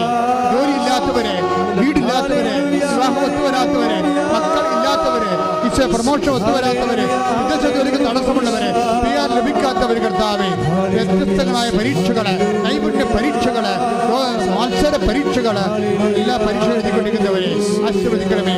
അവിടെ കഴിവുകളുടെ കർത്താവേ, അങ്ങനെ കൃപയാൽ അവർക്ക് സാക്ഷ്യം പറയാൻ ഇടയാക്കണമെന്ന് പ്രാർത്ഥിക്കുന്നു. തകർന്ന കുടുംബങ്ങള്, തകർന്ന മക്കളുടെ സ്വഭാവങ്ങള് കർത്താവേ, സാമ്പത്തിക തകർച്ചകള്, സാമ്പത്തിക കടങ്ങള് എല്ലാം കർത്താവ് ഏറ്റെടുക്കട്ടെ. അവിടുത്തെ അമ്മയായ മറിയത്തിന്റെ മാധ്യസ്ഥതയെ മുഴുവൻ കണ്ണീരുകള് ഏറ്റെടുക്കട്ടെ കർത്താവേ. അവർ കണ്ണീരിലൂടെയാണ് വരുന്നത്. അങ്ങനെ ആശ്വസിപ്പിച്ച് പറഞ്ഞേക്കുമെന്നുള്ള യെരമ്യാ 31:9 പ്രാർത്ഥിക്കുന്നു. കർത്താവിന്റെ കണ്ണ് ചൊരിയട്ടെ, കർത്താവിന്റെ കണ്ണ് സൗഖ്യമാകട്ടെ, കർത്താവിന്റെ കണ്ണ് സമാശ്വാസമാകട്ടെ, കർത്താവിന്റെ കരുണ സമാധാനമാകട്ടെ. ശ്രദ്ധിക്കട്ടെ, ശ്രദ്ധിക്കട്ടെ, ശ്രദ്ധിക്കട്ടെ. യേശുവേ ആരാധന, ഹല്ലേലൂയ, ഹല്ലേലൂയ, ഹല്ലേലൂയ, യേശുവേ നന്ദി, ഹല്ലേലൂയ, ഹല്ലേലൂയ, യേശുവേ. ബിന്ദു പത്മനാഭൻ്റെ സാക്ഷ്യമാണ് പിന്നീട് പരിശുദ്ധാത്മാവ് വ്യത്യസ്തങ്ങളായ വഴികളിലൂടെയും വചനങ്ങളിലൂടെയും നമ്മളെ കൈപിടിച്ച് നടത്തിയത്. ഞാൻ ആ സാക്ഷ്യത്തിലേക്ക് തിരിച്ചു വരികയാണ്. അവരുടെ സാക്ഷ്യത്തിൻ്റെ പ്രത്യേകത കൊണ്ടാണ് ഞാൻ തിരിച്ചു വരാൻ കാരണം. അവർ ഈ ഉടമ്പടി എടുത്തതിന് ശേഷം അവരുടെ പ്രശ്നം എന്താണ്? 2 പ്രശ്നങ്ങളാണ്. 3 പ്രശ്നമുണ്ട്. മകൻ്റെ പ്രശ്നമുണ്ട്, പഠനത്തിൻ്റെ പ്രശ്നമുണ്ട്. അതെല്ലാം സെറ്റാക്കി മാതാവ്, ഒറ്റ ഉടമ്പടി സെറ്റാക്കി. പക്ഷെ അതല്ല, ഇവരുടെ മുട്ടുവേദന 9 കൊല്ലമായി 7 കൊല്ലമായിട്ട് ഇത് മുട്ട് കുത്താനേ പറ്റണില്ല. അവർ പറഞ്ഞ അതാണ് എൻ്റെ ശരീരത്തിൻ്റെ പ്രശ്നമെന്നാണ് പറയണത്. എനിക്ക് സമാധാനമില്ലാത്തതിൻ്റെ കാരണവും എല്ലാം ചെയ്യുമ്പോഴും ഞാൻ മുട്ടിൻ്റെ വേദന എന്നെ ഉള്ള സമാധാനം മുഴുവൻ എടുത്തുകൊണ്ട് പോകും. നമ്മൾ എന്തൊക്കെ ഓരോ കാര്യങ്ങളൊക്കെ ചെയ്ത് നമുക്ക് എന്തെല്ലാം സന്തോഷം കിട്ടിയാലും ശരി, മുട്ടിൻ്റെ വേദന ഓർക്കുമ്പോൾ എല്ലാം ഉള്ള സമാധാനം അങ്ങോട്ട് പോകും. ഇതാണ് ഒരു കാര്യം. പക്ഷേ എന്നാ ചെയ്തിരിക്കണം ഇവർ ഒരു തീരുമാനം എടുത്ത മനസ്സിൽ എന്താണ്? ഒരിക്കലും കുത്താത്ത മുട്ടുകുത്തി പ്രത്യക്ഷ പ്രാർത്ഥന ചെല്ലുക. അതാണ് അവരുടെ ലക്ഷ്യം. എവറസ്റ്റ് കീഴടക്കാൻ വേണ്ടി ടെൻസിങ് എല്ലാവരെയും തീരുമാനിച്ചില്ലേ, അതുപോലെ ഒരു തീരുമാനം എടുത്ത് ഇവർ വിശ്വാസത്തിൻ്റെ കൈയും കാലും വെച്ച രൂപമാണ്. എന്താ പ്രശ്നം വെച്ച് കഴിഞ്ഞാൽ അവർ തീരുമാനിച്ചത് ഞാൻ ഈ ഉടമ്പടിത്തൈലം തേച്ചുകൊണ്ട് വെളുപ്പിന് 3 മണിക്ക് എഴുന്നേറ്റ് പ്രത്യക്ഷീകരണ പ്രാർത്ഥന ചെല്ലോ. ആരാണിത് എടുത്തിരിക്കുന്നത്? അക്രൈസ്തവ സഹോദര തീരുമാനമാണിത്. അതാണ് വിഷയം. ക്രൈസ്തവൻ എഴുന്നേറ്റ് ഇപ്പോഴും വരുമ്പോൾ 8 മണി ആകുന്നുണ്ട് പ്രത്യക്ഷ പ്രാർത്ഥന ചെല്ലാൻ വേണ്ടി. അതുകൊണ്ടാണ് ചില ആൾക്കാരുടെ ഉടമ്പടി കൊലക്കണൻ്റെ കാര്യം. കാര്യത്തിൽ അവർ എഴുന്നേറ്റ് വരുമ്പോൾ തന്നെ 7 മണിയാവും. 7 മണിക്കുള്ള പ്രത്യക്ഷ പ്രാർത്ഥന അതുകൊണ്ട് തന്നെ കട്ടാണ്. കാര്യം ഇവിടുന്ന് വന്നിരിക്കുന്ന നിർദ്ദേശം 5:30 to 6:30 5:30 to 6:30. അപ്പം നിങ്ങളത് ലൈഫ് അതനുസരിച്ച് ക്രമീകരിക്കണം. ഉടമ്പടിയിലുള്ളത് എല്ലാവർക്കും എല്ലാം പ്രയാസമല്ല, ചിലത് പ്രയാസമാണ്. കാര്യം അവർക്കത് യൂസ്ഡ് അല്ലാത്തത് കൊണ്ടാണ്. പക്ഷേ അവർ യൂസ്ഡ് ആകും. ഇതിപ്പോൾ ഇവരുടെ കളി കണ്ട ഇവർ ഉടമ്പടി പ്രാർത്ഥന ഉടമ്പടി തൈലം എടുത്തിട്ട്, ആ ഉടമ്പടി തൈലം നിങ്ങൾക്കറിയാമല്ലോ, ഉടമ്പടി കിട്ടുന്ന തൈലം, ഉടമ്പടി ഉപ്പ്, ഉടമ്പടി കാശുരൂപം, ഉടമ്പടി നീലത്തിരി, പച്ചത്തിരി എല്ലാം വെഞ്ചരിക്കണമാകുമ്പോൾ കുർബാന ചെല്ലും. പിന്നെ എന്തു ചെയ്യും? എല്ലാ വിഷയവും നിങ്ങളുടെ വീട്ടിൽ പാമ്പാണ് എൻ്റെ ശല്യമാണെങ്കിലും പിശാസിൻ്റെ ശല്യമാണെങ്കിലും വേറെ എന്ത് ശല്യം എല്ലാം കവർ ചെയ്തേണ്ട കാസ്റ്റിംഗ് പ്രെയറാണ് ഇതിനു വേണ്ടി ചെല്ലണത്. അല്ല നിങ്ങൾ പള്ളികളിൽ നിന്നൊക്കെ പായസം മേടിച്ച് വെഞ്ചരിച്ച് കുടിച്ചുകൊണ്ടിരിക്കുന്ന പോലെയുള്ള വെഞ്ചരിപ്പല്ല, ജനറലായിട്ടുള്ള വെഞ്ചരിപ്പല്ല. ഓരോ കാര്യങ്ങൾക്കും യേശു കർത്താവാണെന്ന് അതിരം കൊണ്ട് ഏറ്റു പറഞ്ഞു. ദൈവനെ മരിച്ചതെന്ന് ഉയർപ്പിച്ചതെന്ന് നമ്മൾ ഹൃദയത്തെ വിശ്വസിക്കുമ്പോഴാണ് കർത്താവിൻ്റെ ഉയർത്തെഴുന്നേൽപ്പ് നമ്മൾ മഹിമ പ്രാപിക്കണത്. എല്ലാ കാര്യങ്ങളും ഉയർത്തെഴുന്നേൽക്കും. ചത്തിട്ട് മരിച്ചിട്ട് ഉയർത്തെഴുന്നേൽക്കണം മാത്രമല്ല, ഈ ജീവിതത്തിൽ വീണുപോയ എല്ലാത്തിലും നമ്മൾ ഉയർത്തെഴുന്നേൽക്കും. ഒരു കുഞ്ഞ് സാക്ഷ്യം പറഞ്ഞു എന്താ വെച്ചാൽ, ഞാൻ എൻ്റെ പഠനത്തിലെ ലീവിന് വരുമ്പോൾ, ഓണത്തിനും ഉയർപ്പിനും ഒക്കെ വരുമ്പോൾ എൻ്റെ അപ്പൻ ഓരോരോ ബസ് സ്റ്റാൻഡിൽ നിന്നുകൊണ്ടാണ് എന്നെ വിളിച്ചുകൊണ്ട് പോകണം. ബസ് സ്റ്റോപ്പിൽ നിന്നുകൊണ്ടാണ്. എന്താണ്, ഞങ്ങൾക്ക് വീടില്ല, അതുകൊണ്ട് ഓരോരോ സ്ഥലത്ത് ഓരോ 3 മാസം കഴിയുമ്പോൾ വാടക മാറിക്കൊണ്ടിരിക്കും. 11 മാസത്തിനാണ് എഴുതണമെങ്കിലും വാടക കൊടുക്കാൻ പറ്റാത്ത കാരണം അവർ ഓടിച്ചിടും. അതാണ് പ്രശ്നം. അതാണ് വിഷയം. എന്നാൽ മാറണത് ആ ചിറ്റി ഒന്ന് ചിന്തിച്ച് നോക്കിയേ. ഒരു 10-20 വയസ്സുള്ള പെൺകുട്ടിയുടെ അപ്പൻ ഇങ്ങനെ വീട് മാറും, ഒരു 4 പ്രാവശ്യം ഇങ്ങനെ വീട് പൈസ കൊടുക്കാനില്ലാത്തത് കൊണ്ട് വാടക മാറണമെന്ന് വിചാരിച്ചുകൊണ്ടാണ് അവരുടെ മാനസിക ആഘാതം എന്തായിരിക്കും? അവളെന്താ ചെയ്യുക? അവളൊന്നും ചെയ്തിട്ടില്ല, ഉടമ്പടി ചെയ്തു. അമ്മേ ഇതാണ് സിറ്റുവേഷൻ, ഇതാണ്. എന്നെ ഓരോ ബസ് സ്റ്റോപ്പിൽ വെച്ചാണ് അപ്പൻ ഓണത്തിന് വിളിക്കണ ബസ് സ്റ്റോപ്പിലല്ല ഈസ്റ്ററിന് വിളിക്കണത്, ഈസ്റ്ററിന് വിളിക്കണ ബസ് സ്റ്റോപ്പിലല്ല എന്നെ ക്രിസ്മസിന് വിളിക്കണത്. എങ്ങനെ ജീവിക്കുമെന്നാണ് അവൾ ചോദിക്കണത്. എങ്ങനെ ജീവിക്കുമെന്ന് അമ്മ നിന്നോട് പറഞ്ഞു തരും. എങ്ങനെ നിന്നെ ജീവിപ്പിക്കാൻ അമ്മ എന്ത് ചെയ്യുമെന്ന് ഉടമ്പടി ചെയ്യുമ്പോൾ നീ വിശ്വാസിയാണെങ്കിൽ നീ അത് കണ്ടെത്തിക്കൊള്ളും. അവളെന്നാ ചെയ്തു കഴിഞ്ഞാൽ അവർക്ക് അപ്പം തന്നെ ക്യാമ്പസായി. ഒരു ക്യാമ്പസ് കൊടുത്ത അമ്മ ക്യാമ്പസിൻ്റെ സെലക്റ്റഡായി. എന്ത് ബേസിസ് സെലക്റ്റഡായി? അതായത് ഞാൻ പ്രശ്നം വെച്ച് കഴിഞ്ഞാൽ, നിനക്ക് ഇത്രയും മക്കളുള്ളൂ, ഇതിനേക്കാൾ വലിയ മക്കൾ നിനക്കില്ലേ എന്ന് പണ്ട് ജെസയോട് ചോദിച്ചില്ലേ? ആര്? സാമുവേൽ പ്രവാചകൻ ചോദിച്ചില്ലേ? അപ്പോഴേ പറയും, എൻ്റെ നല്ല കോമളന്മാരായ മക്കളെല്ലാം തീർന്ന്, ഇനി ഒരുത്തനുണ്ട്, അവനെ ഞങ്ങളെ യുവന്മാരുടെ കൂട്ടത്തിൽ കൊള്ളാൻ പറ്റാത്ത കാരണം ആടിനും കൊടുത്ത് ചപ്പാത്തിയും കൊടുത്ത് ഉള്ളിയും കൊടുത്ത് വിട്ടിരിക്കുകയാണ്, രാവിലെ വിട്ടിരിക്കുകയാണ്. യവൻ ഇവിടെ നിൽക്കുന്നത് തന്നെ ഇയാൾക്ക് ജെസ്സയ്ക്ക് ബുദ്ധിമുട്ടാണ്. എന്താ കാര്യം? ഈ ജെസ്സയുടെ മകൻ എല്ലാം കോമളന്മാരും മസിലുള്ളവരും നല്ല പവിഴ നിറമുള്ളവരും ആരോഗ്യ ദൃഢഗാത്രമൊക്കെയാണ്. അപ്പോൾ ഇവരെ എല്ലാം ഇവരെ നോക്കിയിട്ടൊന്ന് സാമുവേൽ പറഞ്ഞു, ഇവനല്ല, ഹീസ് നോട്ട് അവനല്ലെന്ന് പറയും. ഇത്രയേ ഉള്ളൂ എന്ന് പറയും. ഒരുത്തൻ ആട് മേയ്ക്കാൻ പോയിട്ടുണ്ട്, അവൻ വരണവരെ ഞാൻ ഊണ് കഴിക്കത്തില്ലെന്ന് പറയും. ആര് പറയും? സാമുവേൽ പറയും. അവൻ വരും. അവൻ വരുമ്പോൾ കർത്താവ് പറയും, ഇവനാണവൻ. എൻ്റെ മക്കളെ, ആര് തിരഞ്ഞെടുക്കായാലും കർത്താവ് തിരഞ്ഞെടുത്താൽ മറ്റു തിരഞ്ഞെടുപ്പുകളെല്ലാം സോഹ. ഞാൻ നിങ്ങളെ തിരഞ്ഞെടുക്കുകയാണ് ചെയ്തത്, നിങ്ങൾ എന്നെ തിരഞ്ഞെടുക്കുകയല്ല ചെയ്തത്. കർത്താവിന് തിരഞ്ഞെടുപ്പാണ് ഉടമ്പടിയോട് ഞങ്ങൾക്ക് ലഭിക്കണം. കൈയിടിച്ച് കർത്താവ് സ്വരല്ലേ.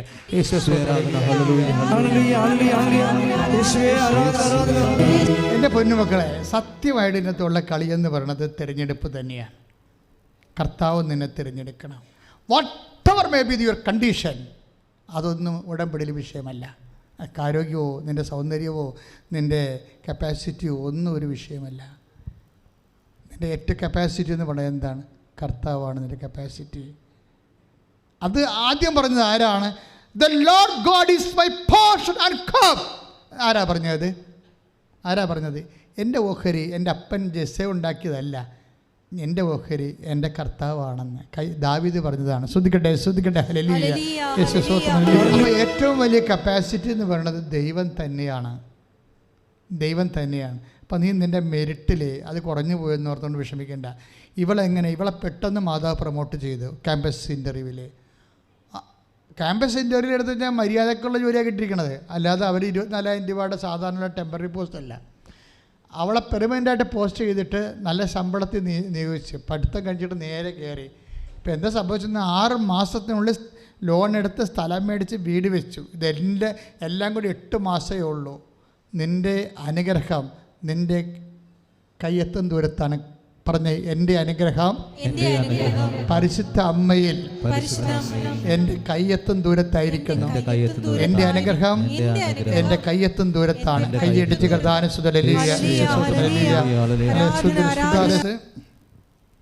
ഒരു ദിവസം വെളുപ്പിന് എഴുന്നേറ്റ് നിന്ന് ഈ ഉടമ്പടി തൈലെടുത്ത് കാലെ പുരട്ടി വെച്ചും അവിടെ നിന്ന് കരഞ്ഞു പോണേ. ആ രീതിയിൽ ഞെരിഞ്ഞിരിക്കുകയാണ് മുട്ടേ. പക്ഷെ എന്നാലും ഇവൾ വിശ്വസിച്ചുകൊണ്ട് പ്രത്യക്ഷിക്കുന്ന പ്രാർത്ഥന തപ്പിയും തടഞ്ഞു. 3 മണിക്ക് ഉറക്കച്ചടമുണ്ട്. പക്ഷെ വിശ്വാസം പ്രഖ്യാപിക്കുകയല്ലേ. വിശ്വാസം ഇരിക്കണം നമ്മുടെ സ്പെല്ലിങ്ങിലോ ഭാഷയിലോ അല്ലല്ലോ, വിശ്വാസം ഹൃദയത്തിലല്ലേ. അവളാ ഞെരിഞ്ഞ മുട്ടുമായിട്ട് നിന്നപ്പോൾ തന്നെ അമ്മയ്ക്ക് മനസ്സിലായി അവിടെ വിശ്വാസം എന്താണ്. ആ ഒറ്റ പ്രാവശ്യമേ ഞെരിഞ്ഞുള്ളൂ, പിന്നെ ആ മുട്ട് ഞെരിഞ്ഞില്ല. It is over. അമ്മ അവളെ ഹെൽപ്പ് ചെയ്തു. അവളെ പൂർണ്ണമായി സൗഖ്യപ്പെട്ടെ ഒറ്റ പ്രത്യക്ഷയുടെ പ്രാർത്ഥനയിൽ. പിന്നെ ഇവൾ ചെയ്യുന്ന രണ്ടാമത്തെ കാര്യം എന്താ വെച്ച് കഴിഞ്ഞാൽ, ഈ ഉടമ്പടി തൈലം കൊണ്ട് അവൾ കൊച്ചിനെ കാണാൻ പോകും. അവിടെ ചെല്ലും. കൊച്ചിന് ക്യാൻസർ അല്ലേ, 3 മാസമല്ലേ പറഞ്ഞിരിക്കണേ, കാണേണ്ടവരെല്ലാം വന്ന് കണ്ടുപോയിരിക്കുകയാണ്. കൊച്ചിനെ ഇവളെ കാണുമ്പോൾ ആദ്യം വിഷമിക്കുന്നിട്ട് ഒരു ചോദ്യം ചോദിക്കും, താമസിച്ചു പോയിടി എന്ന് പറയും. അത് ചങ്ങക്കൊണ്ട് പറഞ്ഞാണത്. എന്താണ്? ഞാൻ നിൻ്റെക്കുന്നത് പ്രതീക്ഷിച്ചില്ല, കാര്യം നീ ആദ്യം വരുമെന്നാണ് ഞാൻ ഓർത്തത്. അപ്പോൾ ഇവൾ പറയും, കൊച്ചച്ഛൻ ഞാൻ ഒറ്റക്കല്ല വന്നിരിക്കുന്നത്, മാതാവിനെയും കൊണ്ട് വന്നിട്ടുണ്ട്. ഞാൻ ഉടമ്പടി എടുക്കാൻ വേണ്ടിയാണ് ഇത്രയും നേരം വെയിറ്റ് ചെയ്തത്, എടുത്തിട്ട് വരാനിരുന്നെന്ന്. എന്നിട്ട് ഇത് പറഞ്ഞിട്ട് അവൾ മുട്ടയെന്ന് വിശ്വാസ പ്രമാണം ചെല്ലണതിന് മുമ്പ് ഇവയ്ക്ക് വിശ്വാസ പ്രമാണം അറിയത്തില്ല. അതാണ് സംഭവം. അവൾ കൊല്ലത്ത് നിന്ന് വന്ന് കായംകുളത്തായപ്പോഴാണ് കൊച്ചച്ഛൻ്റെ വയറയിലാണ്, നെഞ്ചിലുമാണ് ക്യാൻസർ. അവിടെ എനിക്കിത് പെരുട്ടണം, പക്ഷേ എനിക്ക് വിശ്വാസ പ്രമാണം അറിയത്തില്ലല്ലോ. അപ്പോൾ അതുകൊണ്ട് അവിടെ ഇരുന്നുകൊണ്ട് മൊബൈലിൽ നോക്കിയിട്ട് വിശ്വാസ പ്രമാണം പഠിക്കുവൾ. ഇവിടുന്ന് കൊല്ലത്തുനിന്ന് കൊച്ചി വരെ ഇവൾ വിശ്വാസ പ്രമാണം പഠിച്ചുകൊണ്ടിരിക്കും. അവിടെ ചെല്ലുമ്പോൾ പഠിച്ചു തീരും. ഇത് പഠിച്ചിട്ട് ഈ വിശ്വാസ പ്രമാണം ചൊല്ലിക്കൊണ്ടാണ് ഇവൾ കൊച്ചച്ഛൻ്റെ നെഞ്ചിലും വയറ്റിലും ഉടമ്പടി തൈലം പൂശി പ്രാർത്ഥിക്കണത്. ആ സമയത്ത് കൊച്ചച്ഛൻ ചിരിക്കും. ആ സാക്ഷ്യവും കിടപ്പുണ്ട്, നല്ല രസമാണ് കേൾക്കാൻ. കാര്യം അത് കേൾക്കുമ്പോൾ നമുക്കൊരു അഭിഷേകം ഉണ്ടാകും. കാര്യം അത് ജീവിക്കുന്നൊരു വിശ്വാസി ദൈവത്തിനെ മുറുകെ പിടിച്ചുകൊണ്ട് ജീവനുമായിട്ടും മരണവും തമ്മിലുള്ള പോരാട്ടത്തിൽ ചെയ്യുന്ന വലിയ സുവിശേഷ വേലയല്ലേ. അപ്പം ഇതോടുകൂടി കൊച്ചച്ഛൻ ചിരിക്കും. കൊച്ചച്ഛൻ ചിരിക്കുന്നതോടുകൂടി കൊച്ചച്ഛൻ ചിരിക്കാൻ കാരണം അന്ന് വരെ ഈ സമയത്ത് അന്ന് വരെ ആ മനുഷ്യ ഹൃദയത്തിൽ ശരീരത്തിൽ അനുഭവിക്കാത്ത ഒരു സന്തോഷം ശരീരത്തിൻ്റെ ഒരു സൗഖ്യം ഈ മനുഷ്യൻ അനുഭവിച്ചിട്ടാണ് ചിരിക്കണത്. അപ്പോൾ വീട്ടിലുള്ളവരൊക്കെ ചിരിക്കും. കാര്യം കുറേ നാളെ കൊച്ചാൽ ചിരിച്ചിട്ട്, അതാണ് സംഭവം. അതെല്ലാം കഴിഞ്ഞ് അവിടെ പോരും. പക്ഷേ 24 hours പിറ്റേ ദിവസം ഡോക്ടർ നോക്കുമ്പോൾ ഡോക്ടർ പറയും ഇപ്പോൾ കുഴപ്പമൊന്നും ഇല്ലല്ലോ എന്ന് പറയും. ക്ലിയറായി എഴുന്നേറ്റിരുന്ന് ഭക്ഷണം കഴിക്കാൻ തുടങ്ങി. ഒരു കുഴപ്പമില്ല ആളിനെ. ഇതെല്ലാം സെക്കൻഡുകൾക്കുള്ളിൽ നടക്കും. വിശ്വാസം, തക്ക വിശ്വാസമാണ് നമ്മുടെ സബ്ജക്റ്റ്. നിങ്ങളുടെ വിശ്വാസം മെയിൻറ്റെയിൻ ചെയ്യണം. ഇപ്പോൾ അക്രൈസ്തവർ നമ്മളെ പഠിപ്പിക്കാൻ തുടങ്ങിയിരിക്കുന്നു. അതാണ് സംഭവം. ഇവർ അക്രൈസ്തവ സഹോദരിയല്ലേ, അവർക്ക് വിശ്വാസ പ്രമാണം പോലും അറിയത്തില്ലല്ലേ. അറിഞ്ഞു കഴിഞ്ഞപ്പോൾ അവളത് പ്രയോഗിക്കാൻ കണ്ടില്ല. നമ്മളത് ഈ 30 കൊല്ലം മുമ്പ് പഠിച്ച സാധനമല്ലേ. നമ്മൾ 30 കൊല്ലം മുമ്പ് പഠിച്ചതല്ലേ ഇതൊക്കെ. 30-40 കൊല്ലം മുമ്പ് പഠിച്ചല്ലേ. ഇതൊക്കെ എന്ത് പഠിച്ചു എന്നല്ല പ്രശ്നം, ഇത് പ്രയോഗിക്കണം. ഇത് പ്രയോഗിക്കണമാണ് വിഷയം. പ്രയോഗിക്കണതിന് അറിവോ ബുദ്ധിയോ ഒന്നും പോരാ. അതിന് ദൈവത്തിലുള്ള അർപ്പണ വിശ്വാസം വേണം. തക്ക വിശ്വാസം എന്ന് പറയും. ഇവൾക്കതുണ്ട്. അതുകൊണ്ട് പിന്നീട് ഇവളുടെ കാര്യങ്ങൾക്കെല്ലാം പിന്നെ കുറേ കാര്യങ്ങൾ ആ സാക്ഷ്യത്തിലുള്ള പറയുന്നത് നിങ്ങളിന്ന് കേട്ടാൽ മതി. പക്ഷേ അതല്ല ഞാൻ പറയുന്നത്. ഉടമ്പടി ഓഹരിയാക്കണ എന്താണ്? ജീവനും സൗഖ്യവുമാണ്. ഉടമ്പടി ഓഹരിയാക്കണ എന്താണ്? ജീവിതവും ജീവിത അവസ്ഥകളുമാണ്. ഉടമ്പടി ഓഹരിയാക്കണ എന്താണ്? ജീവിതവും. ഇന്നിപ്പോഴും തിങ്കളാഴ്ച, ഇന്നലെ ഞായറാഴ്ച, ഇന്നലെ ഷെമീല എന്ന് പറഞ്ഞൊരു മുസ്ലിം ലേഡി വന്നിരുന്നു. ഇന്നലെ ഷെമീല ആദ്യമായിട്ട് ആലപ്പുഴ വരികയാണ് തോന്നണം. കാരണം വരാൻ കാര്യം അവർക്ക് അവിടെ ഇരിക്കപ്പുറത്ത് കിട്ടണില്ല. കാര്യം അവരുടെ ഒരു ഫ്രണ്ട്, ക്രിസ്ത്യൻ ഫ്രണ്ട് അവരോട് പറഞ്ഞു, ചേച്ചി വിഷമിക്കേണ്ട മകൻ്റെ കാര്യത്തിൽ. കാര്യം മകനേ ഉള്ളൂ, അവന് ജോലിയില്ല, മാസങ്ങളായിട്ട് ജോലിയില്ല, ഒത്തിരി പരുവക്കേടിലാണ്. ചേച്ചി ഈ പ്രാർത്ഥന ചൊല്ലിയാൽ മതി. എന്താണ് പ്രാർത്ഥനയാണ്? പ്രത്യക്ഷീകരണ പ്രാർത്ഥന. എന്നിട്ട് മാതാവിൻ്റെ അടുത്ത് ഡേറ്റ് ഇട്ടാൽ മാതാവ് ആ ഡേറ്റ് ഹോണർ ചെയ്തിട്ട് നിങ്ങളുടെ മകനെ വിസ തന്ന് കൊണ്ടുപോയിക്കൊള്ളൂ എന്ന് പറഞ്ഞു. ഷെമീല പക്ഷെ അത് ആദ്യമായിട്ടാണ് ഒരു ക്രിസ്ത്യൻ പ്രേയർ അവിടെ കിട്ടുന്നത്. അവർ മുസ്ലിം അല്ലേ, അവിടെ കിട്ടുന്ന ക്രിസ്ത്യൻ പ്രേയർ ആദ്യമായിട്ട് കിട്ടുകയാണ്. പക്ഷെ അത് കിട്ടുമോ കിട്ടത്തില്ലേ, ശരിയാകുമോ എന്നൊന്നും ചിന്തിച്ചില്ല. അവരതങ്ങ് വിശ്വസിച്ചിട്ട് അവരുടെ മാതാവ് ഞാൻ ഡേറ്റ് ഇട്ടിട്ടുണ്ട് കേട്ടോ, February 15. മാതാവിനോട് ഡേറ്റ് ഇട്ടവർ അവരെ ഉടമ്പടി കണ്ടിട്ടില്ല, പ്രാർത്ഥന കൂട്ടിയിട്ടില്ല, ആദ്യമായിട്ട് ക്രിസ്ത്യൻ പ്രേയർ കിട്ടിയിരിക്കുകയാണ്. പക്ഷേ അവരുടെ എത്ര സ്പീഡപ്പായിട്ടാണ് ഈ സാധനം ലോഞ്ച് ചെയ്യണത്. എത്ര സ്പീഡപ്പാണ്. നമ്മുടെ ക്രിസ്ത്യൻസിനോട് എത്രയോ പേരോട് പറഞ്ഞിട്ടുണ്ട് നിങ്ങൾ വന്ന് ഉടമ്പടി എടുക്കാൻ. വരട്ടെ, നോക്കട്ടെ, വരാം. ഞങ്ങളുടെ പള്ളി ഇല്ലാത്ത വല്ല അവിടെ ഉണ്ടാന്ന് ചോദിക്കുക ആദ്യം. ഞങ്ങളുടെ പള്ളി ഇല്ലാത്തത് വല്ലതും അവിടെ ഉണ്ടാന്ന്. അവിടെ നിങ്ങളുടെ പള്ളി ഇല്ലാത്ത ഉണ്ടായിട്ടല്ലേ ആൾക്കാരോട് വരണത്. എന്താ കാര്യം? അമ്മ മാതാവിൻ്റെ പ്രത്യക്ഷീകരണം. ആ പ്രത്യക്ഷീകരണത്തിൻ്റെ സാക്ഷിയാക്കി മാറ്റാൻ വേണ്ടിയാണ് പ്രത്യക്ഷീകരണ പ്രാർത്ഥന. ഈ പ്രത്യക്ഷീകരണ പ്രാർത്ഥന ക്രിസ്ത്യാനി ചൊല്ലിയാലും അക്രൈസ്തവൻ ചൊല്ലിയാലും ഒരേ ഇഫക്റ്റാണ്. ജമീലയോട് കിട്ടിയിരിക്കുന്നത് അമ്മയുടെ പ്രത്യക്ഷീകരണ സാക്ഷിയാണ്. അപ്പോൾ പറഞ്ഞ് അമ്മയുടെ പ്രത്യക്ഷീകരണത്തിന് എന്നെ സാക്ഷിയാക്കണമേ, എനിക്ക് ഡേറ്റ് തരണമെന്ന് പറഞ്ഞു. അപ്പോൾ അവിടെ February 15 പറയും ഡേറ്റ് ഇട്ടേ. എന്നിട്ട് 4 മണിക്ക് ഷെമീല എഴുന്നേക്കും. 4 മണിക്ക് നമ്മൾ അതാണ് വിഷയം. അവർ ആർഡൻ ബിഹേവിയർ അതാണ് അത് ദൈവത്തിന് ഒരു പഞ്ഞവുമില്ല. പിന്നെ എന്താണ് പഞ്ഞമുള്ളത്? ഈ ദൈവത്തെ സമീപിക്കുന്ന മനുഷ്യനെ ഉള്ള കപ്പാസിറ്റിയിലാണ് ഈ പഞ്ഞം പിടിക്കുന്ന പരിപാടി വന്നത്. ഒത്ത കിട്ടിയ ഊട്ടി പോയാൽ ചട്ടി എന്ന് ഞാൻ എപ്പോഴും പറയും. അതുപോലെ ഈ ഉടമ്പടിയുടെ ഉപ്പ് നോക്കാൻ വേണ്ടി വിറച്ചം തല്ലിയ മറ്റേ ആൾക്കാർക്കാണ് മിക്കവാറും തമ്പുരാൻ നിലത്തിൽ അടിക്കാൻ സാധ്യതയുണ്ട്. കാര്യം അവർക്ക് ഇതുപോലെ വിശ്വാസം പാരമ്പര്യമായിട്ട് നൽകിയിട്ട് they are not even using it. അവർക്കിപ്പോഴും ഓരോരോ കാര്യങ്ങൾക്ക് സംശയമാണ്. കാര്യം നിങ്ങൾക്കറിയാമല്ലോ, ഇത് ഈ ഒരു പ്രാർത്ഥന ഈ ലോകത്ത് വന്നിട്ട് ഇപ്പോൾ ലക്ഷക്കണക്കിന് മനുഷ്യർ എടുത്തിട്ടുണ്ട്. ഈ പ്രാർത്ഥനയ്ക്ക് ആദ്യകാലങ്ങളിൽ തന്നെ എന്നെ ബിഷപ്പ് വിളിപ്പിച്ചിട്ട് മണിക്കൂറോളം ഈ വിഷയത്തെക്കുറിച്ച് സംസാരിച്ചു. അച്ഛാ പല ബിഷപ്പുമാരും വിളിച്ചതിനോട് ചോദിക്കുന്നു, അച്ഛാ ഇതിനെന്താണ് ഇതിൻ്റെ അകത്ത് പ്രശ്നമെന്ന് ചോദിച്ചു. ഞാൻ പറഞ്ഞു, പിതാവ് ഇതിൻ്റെ അകത്ത് ഒന്നുമില്ല, ഇതൊരു മെരിയൻ പ്രെയർ പോലും അല്ല, it is A Christological prayer. അവൻ പറയണ പോലെ ചെയ്യുകയാണ്. അവൻ പറഞ്ഞ പോലെ ചെയ്തുകൊള്ളാമെന്നാണ് ജനങ്ങളെല്ലാം പറയണത്. അത് ക്രിസ്ത്യാനികൾ മാത്രമല്ല പറയണത്, എല്ലാ ജാതിക്കാരും പറയുന്നുണ്ട് അവൻ പറഞ്ഞ പോലെ ചെയ്തുകൊള്ളാമെന്ന്. അവൻ പറഞ്ഞ പോലെ ജീവിച്ചോളാം, രോഗമുള്ളവരെ പോയി കണ്ടോളാം, വസ്ത്രമില്ലാത്തവർക്ക് ഞങ്ങളുടെ വസ്ത്രം പങ്കുവെച്ച് കൊടുത്തോളാം, ഇതല്ലേ പറയണത് നമ്മൾ. കർത്താവിനെ അറിയാത്തവരെ അറിയിച്ചോളാം, അറിഞ്ഞവരെ ആഴപ്പെടുത്തിക്കൊള്ളാം, അങ്ങനെ കുറച്ച് അവൻ പറയണ പോലെ ചെയ്തോളാം എന്ന് പറയണ അത്രേ ഉള്ള ഉടമ്പടി. അതുകൊണ്ട് എന്ത് ചെയ്ത് KCBC തിയോളജിക്കൽ കമ്മീഷൻ്റെ ചെയർമാൻ തന്നെ പുസ്തകത്തിന് അവതാരിക എഴുതി തന്നു. എന്താ കാര്യം? അവർക്ക് മനസ്സിലായി ഇത് ഈ കാലഘട്ടങ്ങളിലെ കേരളത്തിലുണ്ടായ ഒരു പ്രാർത്ഥനയാണിത്. ബാക്കി എല്ലാ പ്രാർത്ഥനയും നമ്മളുണ്ടാക്കിയതല്ലല്ലോ. കുരിശിൻ്റെ വഴി നമ്മുടെ അല്ല, ഇറ്റലിക്കാരുടേതാണ്. ഫ്രാൻസിസ് അസീസിയുടെ കുരിശിൻ്റെ വഴി.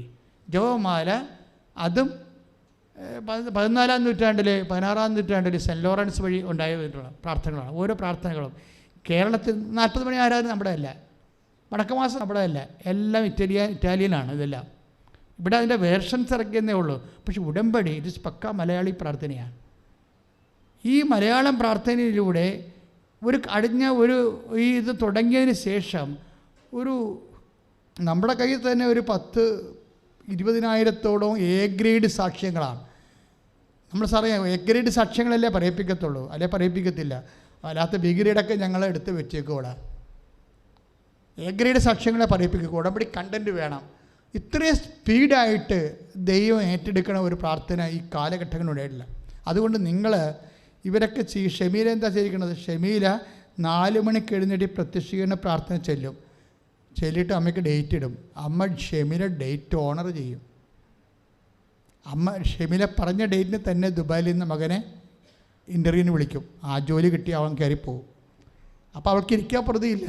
കാരണം എത്രയോ കാര്യങ്ങൾ അവർ ചെയ്തിട്ടുണ്ട് ഇതിന് മുമ്പ് ഇതിനു വേണ്ടി. ഒരു മകനേ ഉള്ളൂ, എത്ര വർഷങ്ങളായിട്ട് പ്രാർത്ഥിക്കുന്നതാണ്. ഇത് വെറും 1 മാസം കൊണ്ട് കാര്യങ്ങളെല്ലാം മാറിയില്ലേ? അതുകൊണ്ട് അവർ നേരെ കണ്ടു പോകുന്നു. സാക്ഷ്യം പറഞ്ഞതിന് ശേഷമാണ് അവർ ഉടമ്പടി എടുക്കുന്നത്. സാക്ഷ്യം പറഞ്ഞിട്ട് അവർ ഉടമ്പടി എടുത്ത്. എന്താ പ്രശ്നം വെച്ച് കഴിഞ്ഞാൽ നമ്മൾ ദൈവത്തെ നിങ്ങളെ സാക്ഷ്യപ്പെടുത്താൻ നോക്കണം. എങ്ങനെ? കർത്താവിനെ അറിയാത്തത് അറിയിക്കുക മാത്രമല്ല, അതിന് അറിഞ്ഞവരെ ആഴപ്പെടുത്തുക മാത്രമല്ല ചെയ്യേണ്ടത്. പിന്നെ കർത്താവ് എന്നെ അമ്മയുടെ പ്രത്യക്ഷീകരണത്തിൻ്റെ സാക്ഷിയാക്കി മാറ്റണമേ. ഒന്ന് പ്രാർത്ഥിച്ച്, കർത്താവേ യൂട്യൂബിലൂടെ ആയാലും കൃപാസന പത്രത്തിലൂടെ കർത്താവിനെ അറിയാത്തവരെ അറിയിക്കുകയും അവൻ പറഞ്ഞതുപോലെ ചെയ്യുന്നതിന്റെ ഭാഗമായി രോഗികളെ സന്ദർശിക്കുകയും വസ്ത്രമില്ലാത്തവർക്ക് വസ്ത്രം കൊടുക്കുകയും നമ്മുടെ സഹായം ആവശ്യമുള്ള എല്ലാ ആവശ്യരോടും അവൻ പറഞ്ഞതുപോലെ ചെയ്യുന്നതിന്റെ ഭാഗമായി ഉടമ്പടി പ്രകാരം മാതാവിന്റെ മധ്യസ്ഥതയിൽ യേശുവിന്റെ നാമത്തിൽ വിശേഷ സാക്ഷിയാകാൻ സമർപ്പിക്കുക. പരിശുദ്ധ അമ്മ വഴി ആരാധനയ്ക്ക് നിങ്ങളുടെ വ്യക്തിപരമായ ആവശ്യങ്ങൾ മൗനമായി സമർപ്പിച്ച് പ്രാർത്ഥിക്കുക. ഈ സമയം 1 നിമിഷം.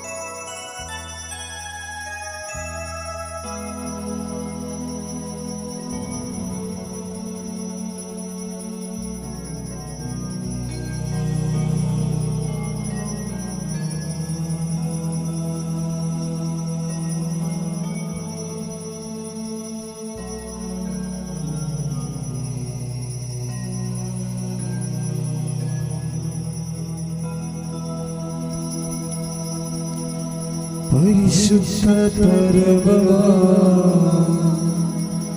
ദിവ്യകാരുണ്യമേ,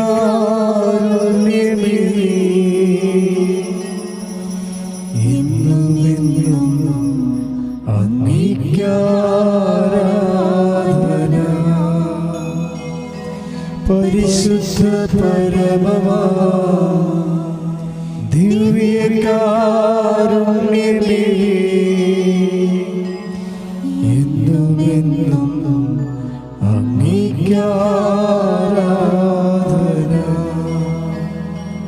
പരിശുദ്ധ പരമമാ ദിവ്യകാരുണ്യമേ, എന്നുമെന്നും അങ്ങേക്ക് ആരാധന. ആവേ